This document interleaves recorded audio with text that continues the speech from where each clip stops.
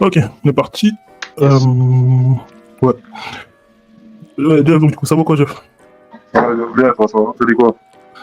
Calmement, on est là, mon gars, on est là. Donc là, ouais. Quoi, bah, je te laisse lancer le Ouais, truc. je vais faire l'intro. Dans Bien le vu. meeting avec nous, il y a Chris, que tu avais rencontré quand tu étais venu à Tours, qui coachait la D-Line. Yes, Coach yes. Bobo, je suis pas sûr que tu aies eu l'occasion de le rencontrer, mais pour l'instant, Non, c'est pas capté encore, on s'est pas c'est rencontré. un de mes meilleurs potes. Ça aurait tardé. T'as rien perdu. C'est Yes, ça. yes. T'as Non, rien non, perdu, t'as rien perdu. dis pas ça, Chris, dis pas ça. Et du coup, voilà, des gars sûrs avec qui on fait cette petite émission. Donc rapidement, merci à toi Jeff pour ton temps, pour l'opportunité que tu nous donnes de partager ce moment avec toi, surtout pour une nouvelle chaîne comme ça. Le but aujourd'hui, c'est d'en apprendre un petit peu plus sur toi, mais nous on a aussi notre concept d'émission, c'est que on va aller dans les détails du foot, dans les détails techniques, dans les détails tactiques et stratégiques. Donc on a concocté quelques clips, des bons clips, des mauvais clips. Et on va vouloir justement tes réactions sur ces clips. On va pas rentrer, tu sais, dans les détails deep de quel était le call, mais plus dans quelle était toi ta responsabilité. Est-ce que c'était à toi de faire le jeu? Est-ce que c'était à quelqu'un d'autre de faire le jeu et toi tu devais être plus en mode décoration, etc., etc. Et puis tout au long de l'entretien, on va te poser des questions qui vont peut-être être un peu plus personnelles. Et puis ça va te permettre aussi justement de t'exprimer sur ton parcours. Nous on sait parce qu'on se connaît depuis un petit moment et c'est une grosse année, c'est une très très grosse année pour toi. C'est l'année de la draft. On en a fait du chemin. Pour être jusque dans cette situation aujourd'hui. Il y a eu des moments cool, très cool. Il y a eu des moments moins faciles. Les moments que Ça fait combien de temps que vous connaissez tous les deux? Ça fait combien de temps, Abel? Ça fait La première fois où je t'ai... Oh, peut-être plus que ça, Jeff. La première fois où je t'ai rencontré, c'était quand j'étais venu visiter le pôle à Bordeaux. Et je me rappelle, t'avais mis au line et j'avais coaché la O-line. Je sais pas si tu te souviens. C'était à 8 ans, à peu près. Quasiment. Facile. Attends, 2015. 2015. Ouais, c'est ça, 8 ans. Exactement, 8 ans. Ah, du coup, t'as commencé de l'autre côté des squads alors? Ouais, j'ai commencé en line, mec. Franchement, j'étais vraiment pas bon. Son stance, il était incroyable. Ouais, ça, il va essayer de... Ah, ça va commencer à blesser là. Non, lui, il va me convertir, lui. Il va me convertir. Écoute, j'ai même essayé de reconvertir Chris. Oh, ça a marché? Moi, je veux que vous preniez des millions de dollars. Oh, là, c'est mort, il a arrêté, il a dit non, c'est bon. Moi, j'ai vu Chris. En attaque, j'ai vu Chris faire des dégâts, moi. Mais moi, j'ai vu Jeff faire des dégâts en attaque. Mais.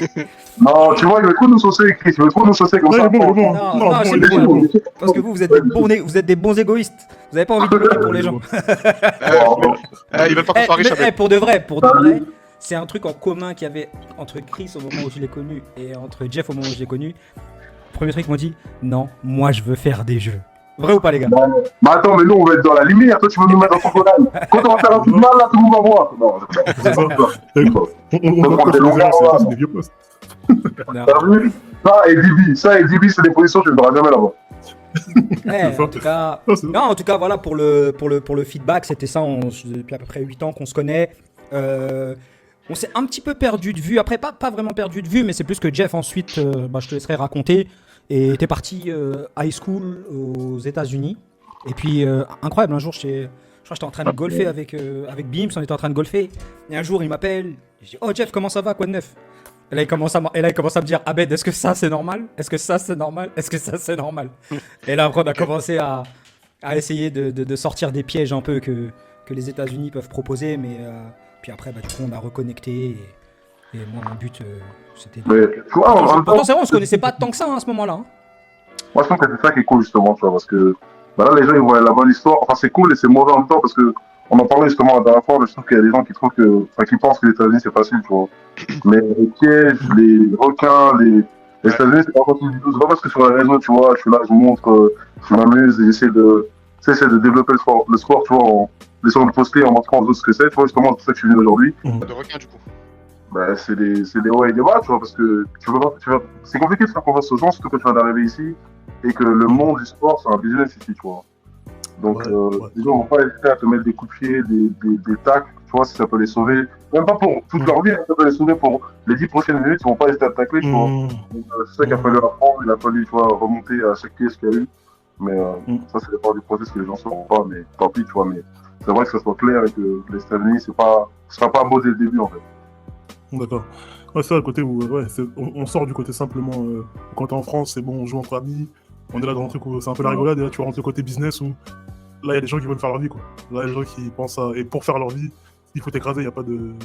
Il n'y a pas de ralentir. Je trouve que chaque jeune joueur ici, tu vois, ben, c'est pas comme en France. En France, ben, on est un peu plus faible dans le développement, mais j'espère qu'on pourra développer les prochaines années. Mais je trouve qu'aux États-Unis, il est catégorisé très vite, tu vois.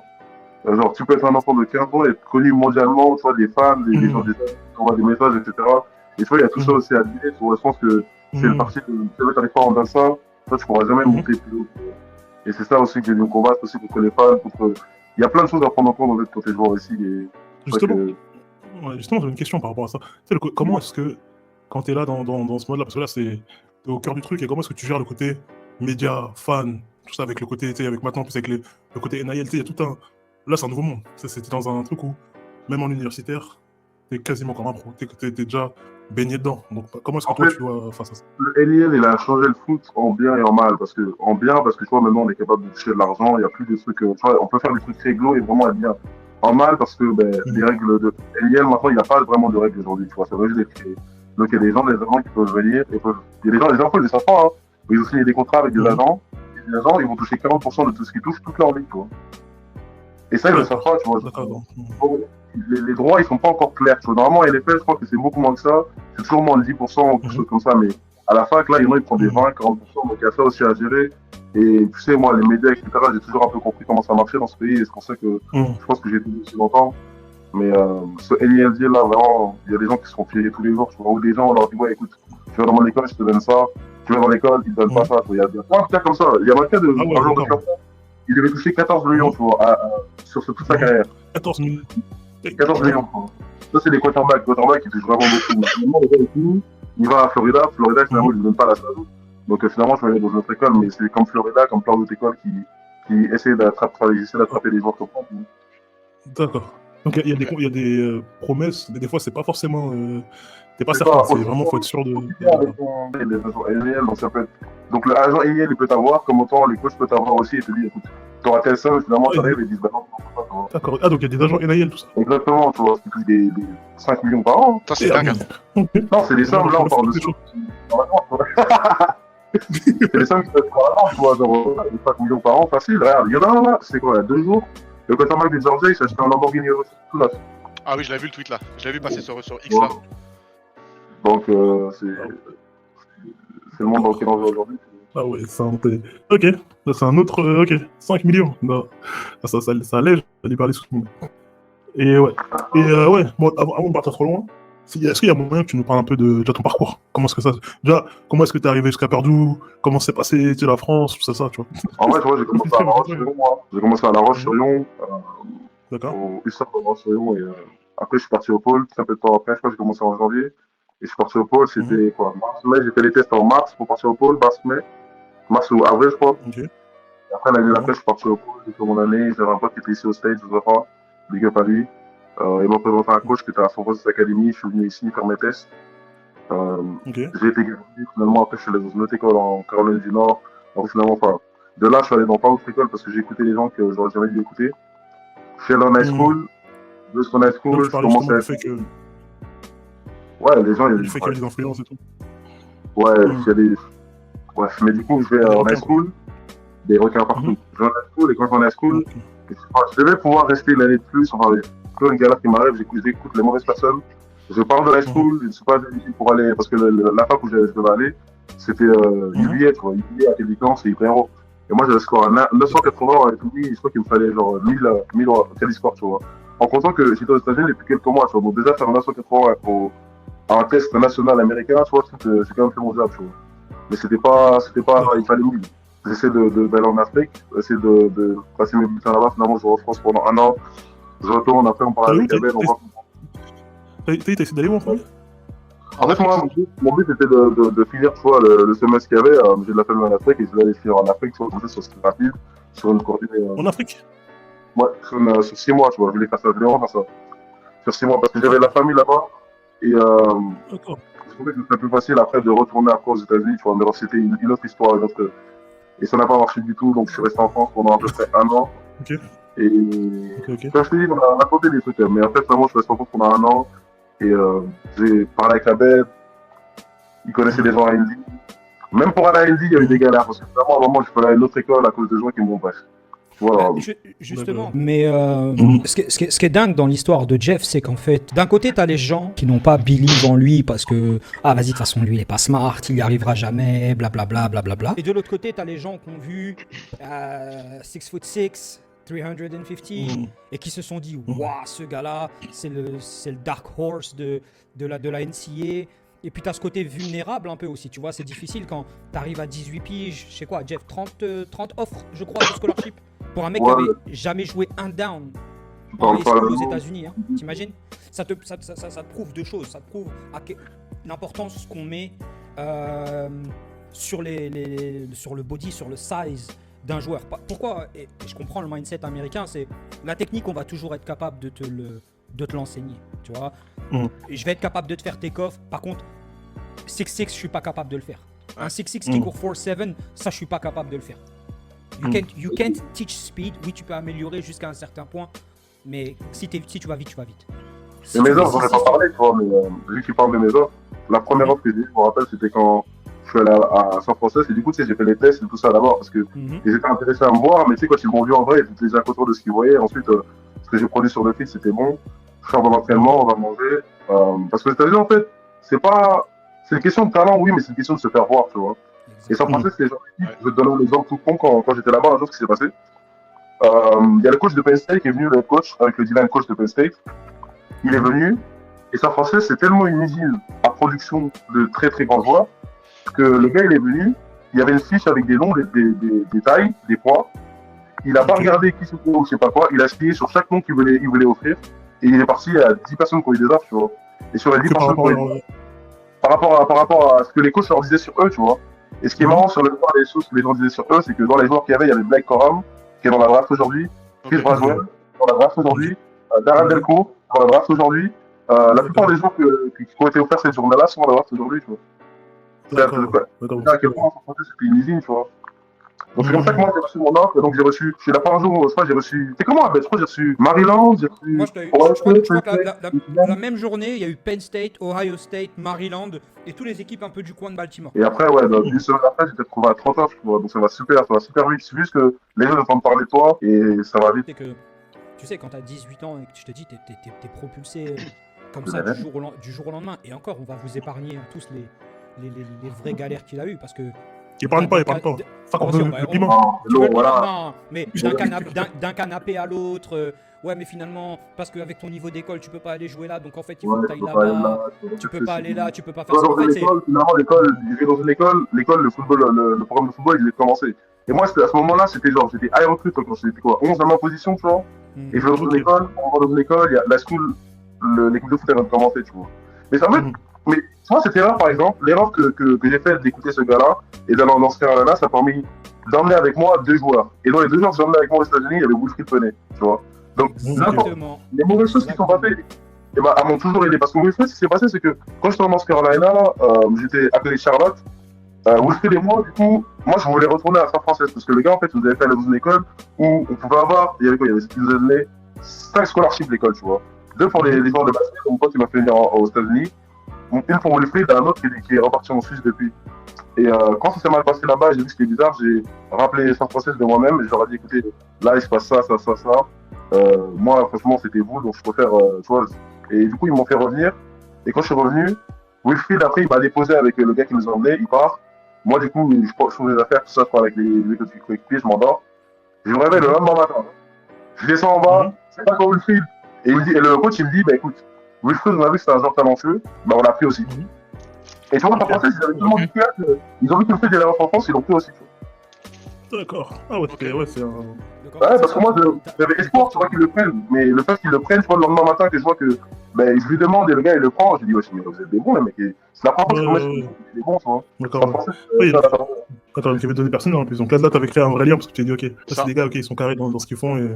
Quand chaque personne que tu rencontres, tu vois, elle essaye de peut-être débattre mon Léon ou essayer d'avoir quelque chose de toi, tu vois, ben, finalement, quand tu trouves des gens comme ça qui t'aident à ce point-là, non. Et c'est pas fini parce que, t'as vu, je suis à la française et j'ai pas pu rester parce qu'il n'y a pas de I-20. I-20, c'est le document international dont tu as besoin aux États-Unis pour être étudiant, tu vois. Et ils avaient pas ça, ils les ont emmenés dans une autre école au Connecticut où ils avaient des connexions, moi, Wilfried.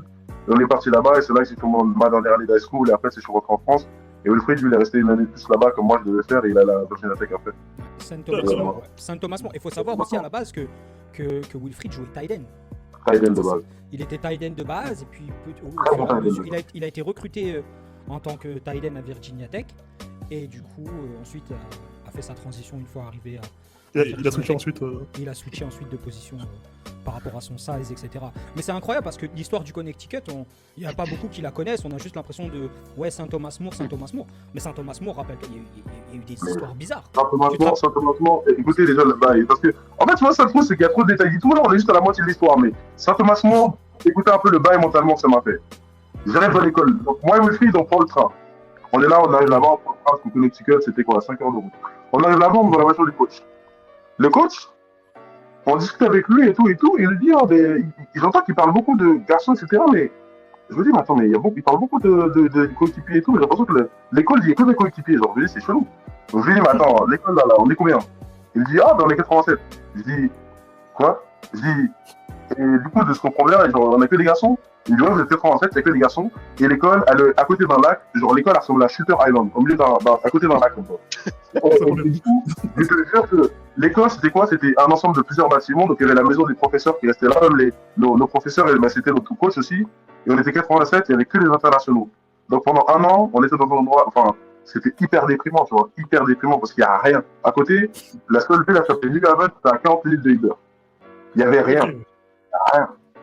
Focus. Le terrain de foot, tu le vois. Est-ce que vous vous rappelez l'ancien terrain de Marseille, là? Le terrain qu'ils ont enfin changé il n'y a pas longtemps, là, ils ont mis du faux gaz en dessous, là. Vous vous rappelez du terrain, là, ils avaient pas tout là? La vie, mon terrain, il était pire que ça. Dis-toi, on a joué un match un jour, on était tous marrons de terre, genre, c'était cette année-là, il neigeait, c'était... En fait, tu vois, dans cette école, c'était vraiment le dernier ressort pour beaucoup. Et en fait, c'était beaucoup ça dans ma vie où j'étais. Mais tu vois, c'était une école qui était top school aussi. Donc, il y avait plein de jeunes talents qui allaient là-bas. Et il y avait plein de gens qui avaient, parce que je te jure que des coachs qui venaient, on est celui qui avait le coach de Penn State, parce que tous les coachs, on était 87, on n'avait rien à faire, donc on avait forcément faim d'aller à la fac et de venir bien. Ouais, ok, c'est ça. Je vois. N'importe quoi, gros. N'importe quoi. Non, le parallèle est dingue parce que un jour, je me rappellerai toute ma life.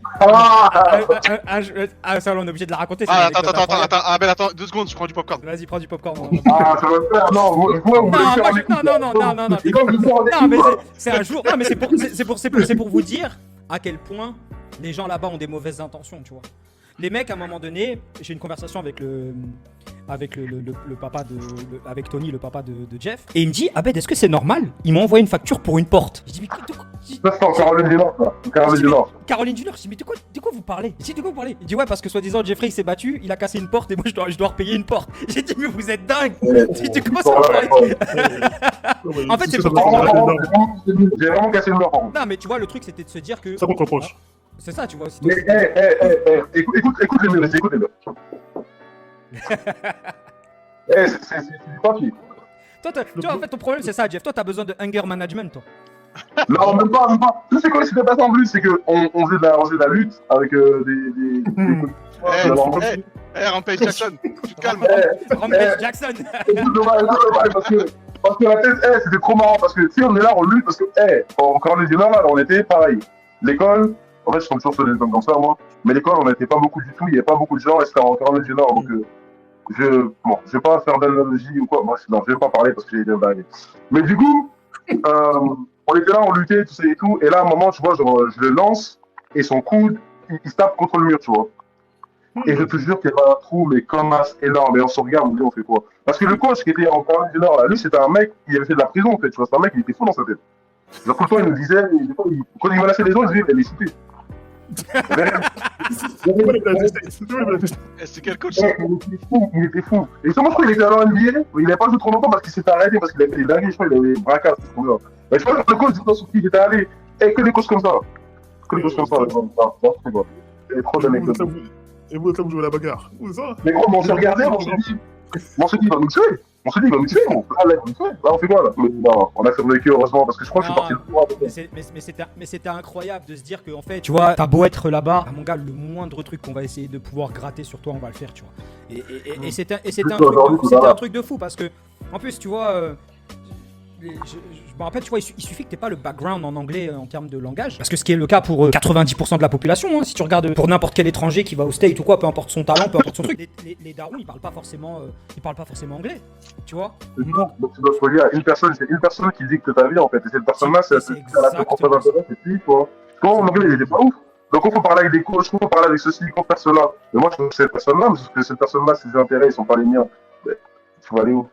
Non, c'est dingue, c'est dingue. Et encore une fois, je me rappelle de toutes les galères. Tes parents, ils ont dû affronter entre les transcripts à traduire, les machins et tout. Gros big up aussi à tes parents, Jeff, pour ça, parce que à ce moment-là, c'était pas une période facile. Et encore, hein, on dit ça, mais si tu regardes, le pire arrive après, hein, en vrai de vrai. Non, il fallait un an que je sois en France, tout ça et tout. Mais tu vois, moi, c'est ça que mes parents, pour ça, je suis reconnaissant parce que j'ai des parents qui ont vraiment cru en moi à tous les moments. Tu sais, même quand je suis resté en France pendant un an, mes parents, ils ont dit que je pouvais faire quelque chose de foot. Et tu sais, souvent, nos mères, elles sont dures avec nous. Ma mère, je l'ai vu même quand j'étais en France pendant un an, je l'ai vu se relaxer, tu vois. Parce que je pense qu'elle était contente que j'ai trouvé ma voie. Et elle croyait vraiment en moi à ce point-là. Donc, toutes ces erreurs-là, là, c'est pour ça que je voulais pas raconter l'histoire parce que là, on est qu'à la moitié. Il faut que je raconte Indy maintenant. Indy. Non, mais c'est important. Jeff aussi, c'est important. Avant de parler d'Indy, c'est important aussi de rappeler le mindset. Tu vois, le mindset quand du jour au lendemain, tu te retrouves avec toutes ces offres, tous ces trucs-là, et que du jour au lendemain, à cause d'un papier tout bidon, tu dois revenir à la case départ. Que tous ces coachs qui te donnaient de l'amour pendant des mois et des mois, qui te harcelaient, comment ils t'ont tourné le dos du jour au lendemain. Que les gens à qui tu pensais, tu vois, ouais, ces gars-là, ils sont dans mon corner, c'est bon, ils ont mon bien-être à cœur, etc., etc. Au final, tu te rends compte que quand t'es même pas dans une sauce au final, parce que Jeff, il avait même pas choisi sa situation. C'est comme si tout lui était tombé dessus d'un coup. Il est tombé dessus, ouais. C'était une dinguerie, et je me rappellerai toujours.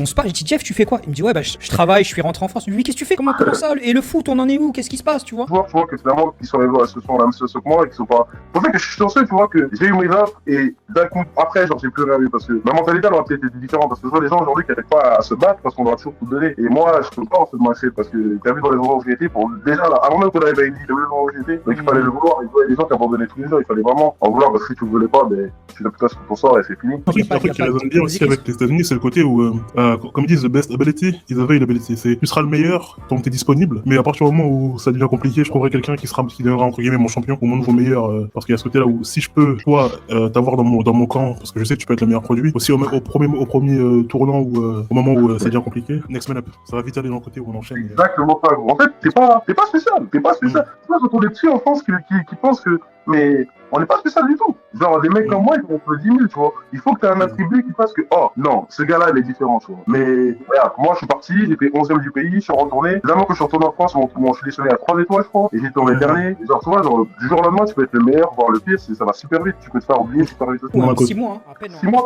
À peine en 6 mois. Hein. Alors, et il y a 6 mois, genre, je faisais toutes mes visites et tout, tu vois. Et 6 mois après, j'étais en France, je faisais rien, tu vois, je travaillais, tu vois. Donc, ça va super vite. Mais après, il y a eu le. Mais ça m'a servi de leçon. Ça m'a servi de leçon, je trouve. Tous les trucs qui sont passés là. Non, vas-y, je vais déjà dire qu'à partir de là aussi, après, il y a eu le renouveau. C'est exactement ça. Et après, par la suite. C'est exactement ça. Ouais, par la suite, ça m'a aidé. Et déjà, aujourd'hui, genre, je l'arrache, tu vois, je suis content de me garder dans mon cœur parce que c'est compliqué, tu vois, d'arriver juste ici. Non, c'est dingue. Ouais, bah. Et c'est pour ça que je suis encore plus fier de toi parce que, plutôt, le projet, je m'en rappellerai toujours de te faire venir à Tours à un moment charnière de ta carrière. Et c'était pas facile parce que, c'était pas ton mindset n'y était pas. T'étais pas dans ce niveau-là de mindset. T'étais frère, ça y est, je suis rentré en France. Laisse-moi enjoy life, tu vois. En fait, c'est comme si tu savais toujours, t'as toujours su qu'au fond de toi, t'es ce joueur-là, tu vois. Comme il dit Deion Sanders, it's him, tu vois, it's him, tu vois. Et on l'a toujours. Et ça, c'est un truc que j'ai toujours believe chez Jeff, c'est que c'est ce gars-là. Mais ce qu'il a besoin, c'est juste, je vais pas dire d'être confiné, mais c'est juste de l'amener à comprendre à quel point il peut être bon. Et des fois, c'est ça qui est dur avec certains joueurs, c'est qu'il y a certains joueurs qui vont pas croire en eux comme certains coachs croient en eux. Je sais pas si tu vois ce que je veux dire. En fait, pour résumer ce que tu dis, pour moi, le football, hein, si je regarde chaque équipe qui gagne chaque année, et pourquoi les équipes qui gagnent, souvent, elles sont très diversifiées. C'est pas par rapport aux five stars, par rapport à tout ça, c'est pas ça. À un moment, une bonne équipe, elle joue bien parce qu'ils pourront trop sur leur coach. Ils sont prêts à tous se battre pour leur coach. Parce que, en fait, les gens sont pas compte, mais le football, et tu vois, bon, ça, c'est minime, mais tu vois, quand les gens ils rentrent dans une cage de MMA, ils sont là, ils sont prêts à se battre jusqu'à la mort. On dirait, c'est un peu pareil. Tu vois, tu rentres dans un stade, il y a 100 000 personnes, les mecs en face de toi, ils vont te prendre, ils font 380 ans tous les deux, et ils risquent de double team. Donc, c'est vrai, ton mindset, il est pas là, tu te dis pas, ok, je vais me battre pour mon coach, et eux deux, là, ils sont morts, et ça, tu vois. C'est hyper important en foot, c'est ton coach qui prend toi. Et c'est ça qui crée des divisions aujourd'hui dans le collège football, et les gens pensent que c'est à cause de gagner, mais c'est pas, les gens parlent pas forcément à cause de l'argent, les gens ils parlent parce que tu montres aucune confiance envers ce joueur-là, le joueur-là, tu vois, t'es les favoritistes, tu sais pas coacher, donc forcément, le gars, il va se marrer, tu vois. C'est hyper important, en qui t'as confiance. Et toi, toutes ces expériences-là m'ont prouvé que c'est des moments dans ma vie où j'étais pas le meilleur, parce que justement, les gens autour de moi, ils étaient pas ancrés à me voir aller dans le futur. C'était que leur projet à eux, tu vois. Justement, par ça, parce que je me dis, en tant que, comme je dis, le côté avoir besoin de gens qui te font confiance et compagnie, c'est vrai qu'on oublie le côté où, là, t'as athlète NCA, on voit le côté lourd et tout, mais au quotidien, être étudiant athlète, ça demande beaucoup de... Le sport, c'est toute ma vie. C'est-à-dire que, je fais une mauvaise pratique, toute ma journée, elle est foutue. Genre, je fais une mauvaise pratique, la journée, elle est foutue. C'est à quel point, genre, le football est dans notre vie. Et je te dis ça, moi, je fais du football, mais je parle avec des photos à fond d'athlètes, elle me disait la même chose, genre, en stade, à fond toute ma vie. Donc, c'est assez compliqué de passer outre le football, parce que le football, c'est tout ce qu'il faut vraiment. T'as ce côté-là où le foot, ça reste ce qui joue. En fait, c'est tellement une grosse partie de ton équilibre que même si t'es étudiant athlète et il y a tout ça à gérer, avec, comme on disait, on parlait des médias, de tout ça et compagnie, mais le plus important, je dois le ramener à zéro. Il y a ce côté-là où faut que j'assure sur mon côté football, même si j'ai toute ma vie à côté d'étudiant, toute ma vie personnelle et tout et donc sur le côté où, en tant qu'athlète, en tant que footballeur, j'ai besoin d'avoir aussi, comme tu dis, ce côté coach. Ton coach, c'est ton daron. C'est bizarre ce que je veux dire, mais ton coach, c'est ton daron. Pourquoi, un autre exemple d'un autre sport, pourquoi Eto'o, quand il était à Malaga, il était hyper fort? C'était le meilleur de sa carrière, même meilleur que il était au Barça. Parce que son coach, je pense que tu as dû voir la vidéo où le coach, il le cramponne, là, il dit, gros, tu fais quoi? Tu vois, Eto'o, il a fait quoi? Il a fermé sa gueule. Tu vois, il y a une différence entre les coachs qui sont des enculés, comme je vais te dire, et les coachs qui vraiment croient en toi. Si mon coach, il croit en moi, je le garde. Enfin, par exemple, je vais prendre mon exemple de mon coach en judo. Mon coach en judo, il est tellement... C'est parfait parce que ça va nous permettre de rebondir sur le passage de Indy, tu vois. Donc c'est ça qui... Mais pour parler de mon coach, il est tellement fou que quand la CSU sont venus, ils ont dit qu'ils n'allaient pas le filmer parce que sinon ça allait lui porter préjudice, tu vois. Tellement il est fou. Ce mec, il était fou. Lui, là, il va tuer le programme. Mais en fait, le poteau, tu vois, on est en meeting, il va faire des blagues. Tu vas dire, attends, mais il a sorti d'où ces blagues là? Il va te raconter. En fait, tu vois, Andy, justement, Abed, il avait raison. Abed, il m'a dit quoi? Abed, il m'a dit, parce que font ça là à Coffeeville, une ville qui est à côté. Je sais pas si vous connaissez le Damo Kousou. Oui, bien sûr. Bon, indirectement, c'est un cousin à moi, mais bon, vas-y, tranquille. mais ce mec-là, tu vois, il m'avait appelé, quand je devais aller à Eldi, c'est encore bon à ce moment-là. Je suis en France, tu dois savoir que mes coachs, je suis pas forcément en train de parler avec des coachs, etc. Je suis en France. Damo Kousou, follow. Le coach de Coffeeville m'envoie un message et me dit, gros, Damo Kousou, il va t'appeler au téléphone. Et je pense que, tu vois, je connais plein de joueurs NFL, donc ça peut être intéressant pour toi d'aller là-bas, tu vois.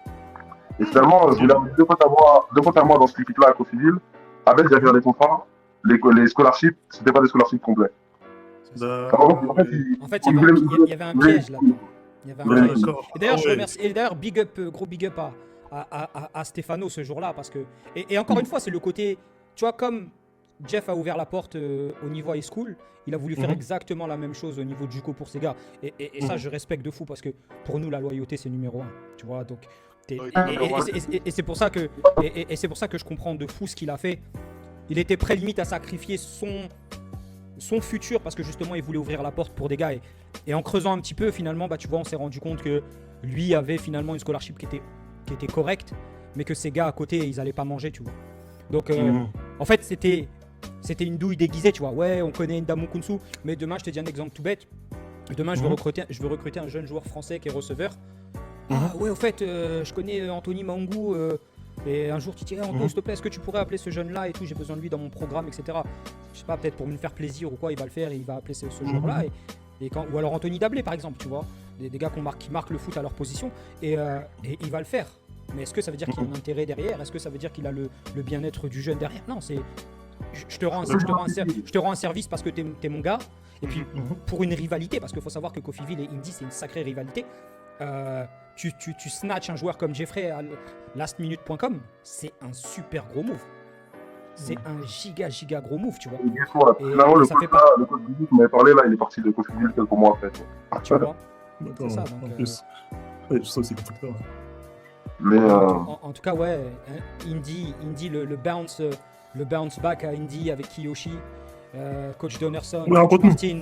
Raconte-nous un bon, petit peu en ça. gros, Ildi, ça m'a fait du bien. Ildi, ça m'a fait tellement de bien parce que j'étais en France, j'étais vraiment overweight. Je pense que j'étais au plus gros que j'ai jamais été. Je crois que j'étais à 300. Je crois que je devais être à 325. Pardon. Ok. Donc je vais là-bas, je suis Bon, vraiment overweight. Et moi, la chance que j'ai eue, l'énorme chose que j'ai eue, c'est que je suis arrivé l'année du Covid. Et donc l'année du Covid, normalement, la saison, elle est à peu près de août jusqu'à décembre. Moi, la première saison, on n'en a pas eu. Et en fait, on a eu un truc de fou. On a une saison de mars à mai. Et ensuite, on a une saison de fin août jusqu'à décembre. C'est-à-dire que j'ai eu des saisons back-to-back. D'accord. Donc, tu vois, les 6 premiers mois, on va dire les premières années de Ellie, c'était que les entraînements. On a fait 2-3 matchs amicaux, mais c'était pas ouf, tu vois. Le premier match que j'ai fait, donc ça avait Ellie, tout ça, et moi, tu vois, le football que je jouais avant, bon, on va dire que c'était du. Tu vois, avant que j'arrive à Tours, bon, j'ai jamais vraiment fait de technique de D-line dans la school. Donc moi, j'arrive avec cette mindset-là, tu vois. Le match que je fais, mon D-line coach, il me regarde, il me dit, bienvenue au collège. Il est pas énervant, quoi. Il me regarde, il sourit, il dit, bienvenue au collège, tu vois. Et quand tu m'as dit ça, je me suis dit, bon, bizarre, tu vois, mais après ces matchs-là, ma mindset, elle a complètement changé. Tout a vraiment changé sur la façon. J'ai bossé dur, et à la fin de la première saison, en mars, là, mars-mai, il me dit, bon, les gars, là, pour l'année prochaine, on va déjà voir. Bon, c'est déjà qui va être. Moi, je sais déjà qui va finir Royal Américain, qui va finir le numéro 1 du pays. Il dit ça devant les D-line, tous les D-line, tu vois. Et moi, à ce moment-là, j'ai pas beaucoup de stats. Bon, en fait, moi, ce que j'ai remarqué dans mon jeu, c'est que si jamais tu me laisses pas les clés de la défense, je n'arrive pas à c'est hyper dur à dire, mais je n'arrive pas à être le joueur complémentaire, tu vois. En fait, j'ai remarqué que tout le monde dans ma carrière, où j'ai été le gars complémentaire, et j'ai jamais réussi à vraiment. Parce qu'en fait, moi, je suis un mec, je suis pas le leader qui va lever la main, qui va quitter, qui va les conneries, tu vois. Moi, je suis le genre de mec, tu vois, par exemple, pour aller à la balle, quand le running back qui court, je le construis sur 50 yards, et quand les gens ils voient ça, ils disent, ah ouais, tu vois. Et donc, du coup, je pousse mes teammates à battre. Et donc, du coup, en première année, j'ai pas eu vraiment d'impact. Et la deuxième année, il dit, ouais, le gars, il va finir à l'américain et tout. Il parlait de moi, je me disais, ouais, tu vas finir numéro 1 du pays, tu vas voir, tu vas faire. Donc, la deuxième année, j'arrive avec un mindset différent. Je travaille à l'usine tout l'été. Parce que je travaille, quand je rentre là, c'est pas en France pendant les étés ou les hivers. Je travaille à l'usine, tu vois. Je travaille à l'usine de pain, l'usine de là, c'était là tout l'été, j'étais dans une usine hyper sensible derrière les gens. Une usine qui construisait des grands tracteurs, etc. Tu vois, des tracteurs géants, tu vois, pour l'agriculture. Donc, je travaille là-bas. Bon, donc, quand je travaille là-bas, matin, midi, soir, je pense à, je vais aller en Duco, je vais leur niquer leur race. J'arrive en Duco, je vais leur niquer. Je pense à ça tous les jours. J'arrive. C'est important, même si quand t'étais à Indy et que t'étais en passe de faire ta meilleure année en Juco, t'as passé un été ici à charbonner. Ce qui importe, c'est, comme tu disais tout à l'heure, ça revient à ce que comme tu disais, le côté où ne crois pas ce qui passe sur les réseaux, parce que derrière il se passe des choses que tu ne peux même pas imaginer. Non, parce que, en parlant des réseaux, tu sais, moi j'ai toujours ma confiance en moi-même et sur ce que je pouvais faire. Je me rappelle, je postais souvent des trucs. Il y a un mec qui, en plus plus tard il est revenu et il m'a renvoyé un message plus tard pour me féliciter, mais il y a un mec, je sais plus ce que j'avais dit, il m'a dit, mais toi tu te prends pour qui aussi, comment genre, il dit, mais toi t'es là, tu parles et tout, mais t'as rien fait, c'était une star en escroc, mais là aujourd'hui t'as rien fait, tu vois, c'était un. En fait, il avait un vrai policier légal, c'était en mode, ah, donc c'est un français comme ça qui. J'ai dit, non, mais t'inquiète, tu verras un jour, et tu vois, ce gars-là, il est revenu d'ailleurs, tu vois. Mais les réseaux, ça décrit pas du tout l'histoire, surtout que là, je vous explique comment il dit c'était. Mais le Juco, c'est l'une des trucs les plus durs que j'ai jamais fait de ma vie. Il dit, vous vous rendez pas compte comment c'est dur. Il dit, c'était hyper dur parce que t'es dans une école, il y a que des gangsters. L'année où j'étais, il y en a un qui est mort de façon bizarre, il était mort dans les bizarres, il y en a un autre qui a fait se faire planter dans le cou. Genre, c'était vraiment, en fait, il dit, c'était vraiment vraiment le ghetto, tu vois. Vraiment le ghetto, tu sais. Et c'est ça qui dit justement que parce qu'il y avait des trucs qui. Moi, je vais pas parler trop de détails parce que m'a dit, bon, mais moi, je te dis, j'ai vu des trucs, j'ai vu des gens qui sont. Ouais, non, j'ai vu des trucs, c'était en mode prison, bref, j'ai vu des trucs de fou. Mais on va pas parler de ça. Il était à Rikers, il nous a pas dit la vérité. Il était pas une. Mais il dit, tu vois, le truc, c'est que, ok, en fait, la plupart des coachs, à un moment où j'étais, c'était des gens de LA, de Compton, tout ça, tu vois, et tout. Donc, la plupart des gens qui recrutaient, il y avait des Bloods, il y avait des Crips, il y avait des. Donc, tu vois, en fait, et tout ce mélange-là, au début, ça faisait une. Tu sais, au début, quand les gens arrivent, tu sais, c'est. Ok, mon gang d'abord, mais quand le temps il passe, c'est. Ah ouais, mais non, en fait, on est dans la même équipe. En fait, on veut gagner des matchs. Ah ouais, mais en fait, on a la même fin. Ah ouais, mais en fait, on est prêt à se battre tous de la même façon. Donc, les entraînements que j'avais à Ellis, c'est les plus intenses que j'ai jamais eu. Les plus intenses que j'ai jamais eu. Parce que tout le monde se battait. Attends, on commence le bail, on était 120. Non, 150 on était. Le premier entraînement, c'était 150. À la fin de la saison, sur les 2 saisons où j'étais, à chaque fois, on était 70. Pourquoi? Parce que, poteau, on fait des cours, tu vois, on court. Quand le coach, il voyait qu'il y en avait un qui était trop derrière, coach, en mode le coach, bon, je vais pas dire ce qu'il disait à mon moment, il disait, hey, dis-lui là, tout de suite, il est cuté maintenant, là, tout de suite. Oh, le coach, il cutait les gens, il cutait les gens sur le terrain, poteau. C'est pas en mode 14 comme ça, t'as le talk avec le coach, c'est, hey, quoi, Ils sont battus, ils s'en foutent. Ah Donc ouais, tu vois ça, c'est vraiment retard. Chaque jour, il y a des gens qui se faisaient virer. Sans compter les gens qui abandonnaient, il y a tellement de gens qui abandonnent, vous vous rendez pas compte. Je pense que sur les 150, les gens qui sont partis, il y a plus de gens qui ont abandonné que les gens qui sont partis. Parce que poto, un jour même, je me rappelle, je n'oublierai jamais, il neigeait, et il y avait à peu près, genre là, il y avait à peu près genre ça de neige, tu vois. Genre hyper trop de neige. Il y a quelqu'un qui avait volé une mallette d'un professeur. Oh. Le coach, il nous a fait faire des roulades. Le coach, il nous a fait faire des bear crawls. Le coach, il nous a fait faire 20 100 yards, tu vois, dans la neige, imagine. Des rangées d'armes dans la neige. Quand on a fini tout ça, elle a dit bon, ça c'était juste le conditioning. Maintenant, vous allez avoir le punishment. Il nous a puni pendant 1 heure. Et des trucs comme ça, là, des punitions comme ça, là, pendant 1 heure ou 2 heures. Mais Chili, c'était ça tout le temps. Et donc, les gens, ils craquaient. Parce qu'au bout d'un moment, tu peux plus courir. Au bout d'un moment, tu peux plus. Et même, t'as pas. Moi, si je rentre en France, il me restait quoi? Donc, moi, j'étais en mode. Moi, j'ai vraiment sur lycée, là, tu vois. Et donc, c'était vraiment la prison. C'était vraiment la. C'était là. Il n'y a pas de possibilité de rater. De toute façon, il n'y a rien derrière. C'est ça où. Mais gros, non, là, au niveau j'étais. En fait, j'ai très l'impression que j'étais quelque chose. Moi, j'étais dans mon passé. Et tu vois, dans mon passé, il y a vraiment le numéro 1 high school du pays, il s'appelait Anthony Alfano. Il est passé par Eddie aussi.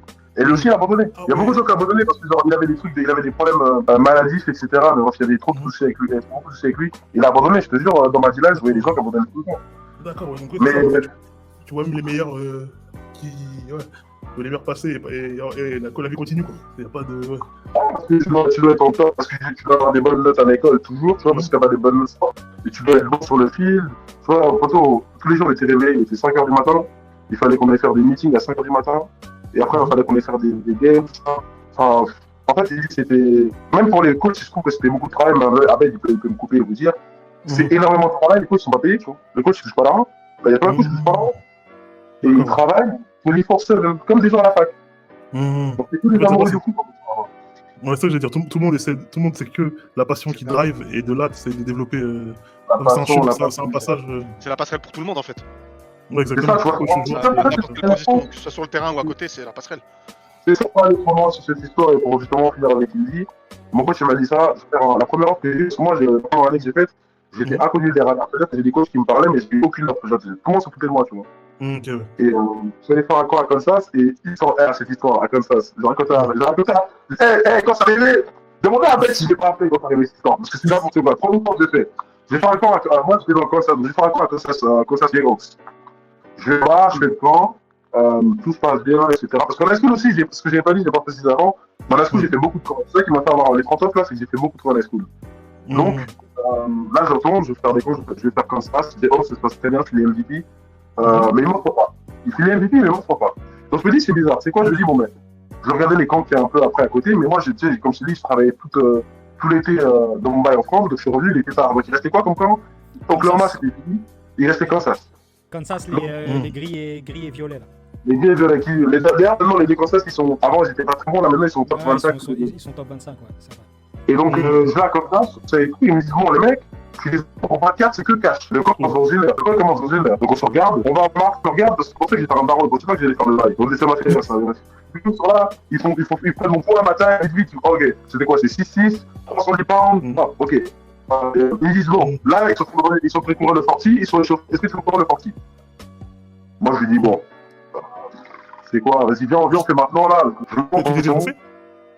Pas échauffé du tout, hein. Je me suis pas échauffé, j'ai rien fait. Dire le 40, tu vois, et aller après, on va faire des exos avec les coachs Dylan, et les contre je vous dis tout le monde, c'est ça, mon matin.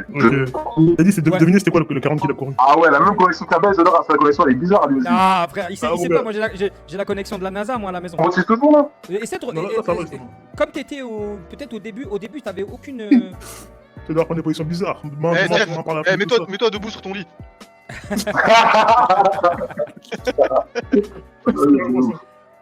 Vous m'entendez bien là? Non, c'est bon, on t'entend carré là. Là, c'est bon, t'entends bien. Mais du coup, tu l'as parlé du 40. T'avais dit, attends, 6 pieds 6, 300 combien? 310. Bon, selon mes calculs, un 5,25 ça passe bien. Un 5,25 pas échauffé. Tu vois l'ischio étendu. 4,91. Combien? 4,91. J'ai la vidéo, j'ai toujours la vidéo, j'ai tout. Ok. En fait, t'as fait un combine à la Diane Sanders, quoi. Tu viens, tu cours, tu remets ta veste, tu pars. Mais gros, mais tu sais que quand le gars, il a regardé, parce que moi, en fait, quand j'ai couru, mais j'en ai couru 2. Et moi, quand j'ai couru, tu vois, genre, mais tu sais, je le regarde à chaque fois, il a regardé le chrono, il m'a regardé, il a regardé le chrono, il m'a regardé, et du coup, après, il est direct parti voir l'un des autres coachs là-bas. Il a couru vers un autre coach. J'ai dit, ah ouais, bon, ça, c'est fait déjà. Ça là, voilà. Validé dessus. Ça, là, on prend. Merci. Le moment était légendaire. Spoiler alerte, il fait son camp. Et je sais pas pourquoi à un moment donné il m'appelle en FaceTime. Je dis oh putain, s'il m'appelle à cette heure-ci, il y a un truc bizarre. Il m'appelle en FaceTime et je vois il marche avec 2 coachs. Je dis mais qu'est-ce que tu fais? Tu connais, j'ai fini meilleur joueur du camp et donc quand tu finis meilleur joueur d'un camp, bah ils te font visiter la fac. Photo, ils m'ont fait visiter toute la. Franchement, les infrastructures Ce qui était bien là-bas, c'est que c'était incroyable. C'était incroyable. Donc ils m'ont fait visiter toute la fac et ils m'ont offert à la fin. Et c'est là que justement mes offres ont commencé. Et après, j'ai fait mes matchs. Et j'ai eu Miami, j'ai eu Michigan, j'ai eu plein d'offres. Attention, on va parler de Michigan après. Michigan, on va parler de Michigan après, mais Michigan, ils n'avaient pas offert de joueurs JUCO de leur histoire. Jeffrey Mba, c'est le premier joueur JUCO que Michigan a offert. 27 ans ou quoi? 90 ou un truc comme ça. Et Arbo, il a jamais pris de mec de JUCO. Arbo n'a jamais pris un gars de JUCO. N'a même pas offert un gars de JUCO. Il recrutait pas de JUCO. Et le premier gars à qui on a offert, c'était Jeff. Mais ça aussi, c'est le truc de Michigan, c'est de se dire ah vas-y frère, si on t'a offert, automatiquement tu viens chez nous. Non, Michigan, je vais pas rentrer dans les détails, mais même avec les. En fait, il y a des écoles qui prennent comme pour un objet en fait. Mais on leur a même pas parlé de tout ça, ça rien. Mais en tout cas, ce qu'il faut savoir, c'est qu'après j'ai mes offres, j'ai pas mal d'offres. Mais en fait, être numéro 1 du pays, c'était bien sur le papier. Moi, c'est ce que j'ai toujours voulu. Mais je vous jure que. Pendant les 3 semaines là. T'as dormi combien de temps? Tu dors combien de temps par nuit? Franchement, si je dormais 1h30 par nuit, c'était bien. Photo, je me réveillais à 7h. J'étais censé avoir 15 jusqu'à 17h. En plus, Jeff, c'est un pourri. Jeff, c'est un pourri. Non, je le dis, t'es un pourri. Quand tu veux, t'es un pourri. Quand il veut pas parler à un coach, il dit ouais, appelez mon oncle. C'est un pourri. Sauf qu'il y a des mecs qui m'appellent, je sais même pas c'est qui. Je dis tu veux quoi, t'es qui? Alors que je savais à 2000% qu'il allait pas aller là-bas. C'est limite si par courtoisie, parce qu'on s'est dit que. Et ça c'était vrai, c'était dans le deuxième processus de recrutement de Jeff. On a dit tu sais quoi, c'est vrai que quand il était en high school, on avait raté, enfin quand je dis on, parce que on fait partie de l'équipe, tu vois.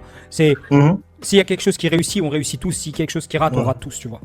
Et on a raté le premier recrutement de Jeff. Et on a dit plus jamais ça va se passer. Donc il faut qu'on soit smart. Il faut qu'on donne du respect à tout le monde, qu'on réponde à tous les coachs, qu'on tienne justement, qu'on ait une bonne figure, tu vois, auprès de tous ces coachs-là, peu importe qui ils sont. Parce qu'il y a un truc qu'il faut pas oublier, c'est que tu sais pas qui demain va devenir qui, tu vois. Et là, j'en suis sûr qu'il y a des. Là, tu regardes, on en parle parce qu'on parle de Indy et en fait, mon mic était coupé, donc désolé pour ça, mais il a raison. Tu vois, ce que Jeff a dit par rapport aux joueurs, c'est exactement la même chose par rapport au coach. Ça veut dire qu'en fait, quand tu arrives là-bas, t'es pas payé, t'es volontaire. Pour moi, mon expérience à Indy, et pour te dire à quel point c'était dingue, il y a que en arrivant à Indy que j'ai su que Last Chance U était là. Parce que justement, il voulait pas que ça devienne un truc. Ouais, je vais aller là-bas juste pour le buzz, ou je vais aller là-bas juste pour ci, juste pour ça, tu vois. Et j'ai eu la chance parce que JB, c'est le coach de dingue que vous voyez dans Netflix, là, sur Last Chance U. C'est sûr, t'as l'impression que c'est un coach de dingue et tout. Et comme j'ai dit, en vrai de vrai, c'est un bon gars. Il a ses humeurs, il a ses trucs. Mais à la fin de la journée, comme on dit, il fait attention à ses joueurs. Et tout ce qui même Harris, pour les autres coachs, ils étaient durs, tu vois. Ils étaient vraiment durs. C'était vraiment durs. Moi, je me rappelle, il y a des moments où et les gens, non, ils étaient vraiment durs. S'il fallait qu'ils t'insultent devant toi et qu'ils te disent, écoute, il t'insulte, essaie de répondre comme ça, il va te traiter. Il va te traiter. Il va te traiter de la pièce. Les gars, c'est toi. Mais le mindset de ces gars-là, il est simple, parce que faut que tu comprennes une chose, c'est que si tu n'arrives pas à assumer le si peu de pression qu'un coach il te met, mais il te met pas une pression gratuite, il va te mettre une pression parce qu'il y a quelque chose que tu as fait qui va pas. Mais si je te mets cette pression-là et que tu n'es pas capable de man up ou que tu n'es pas capable d'assumer, poto, qu'est-ce qui va se passer demain quand tu vas aller dans le milieu de l'emploi? Qu'est-ce qui va se passer demain quand tu vas être père? Tu vois ce que je veux dire?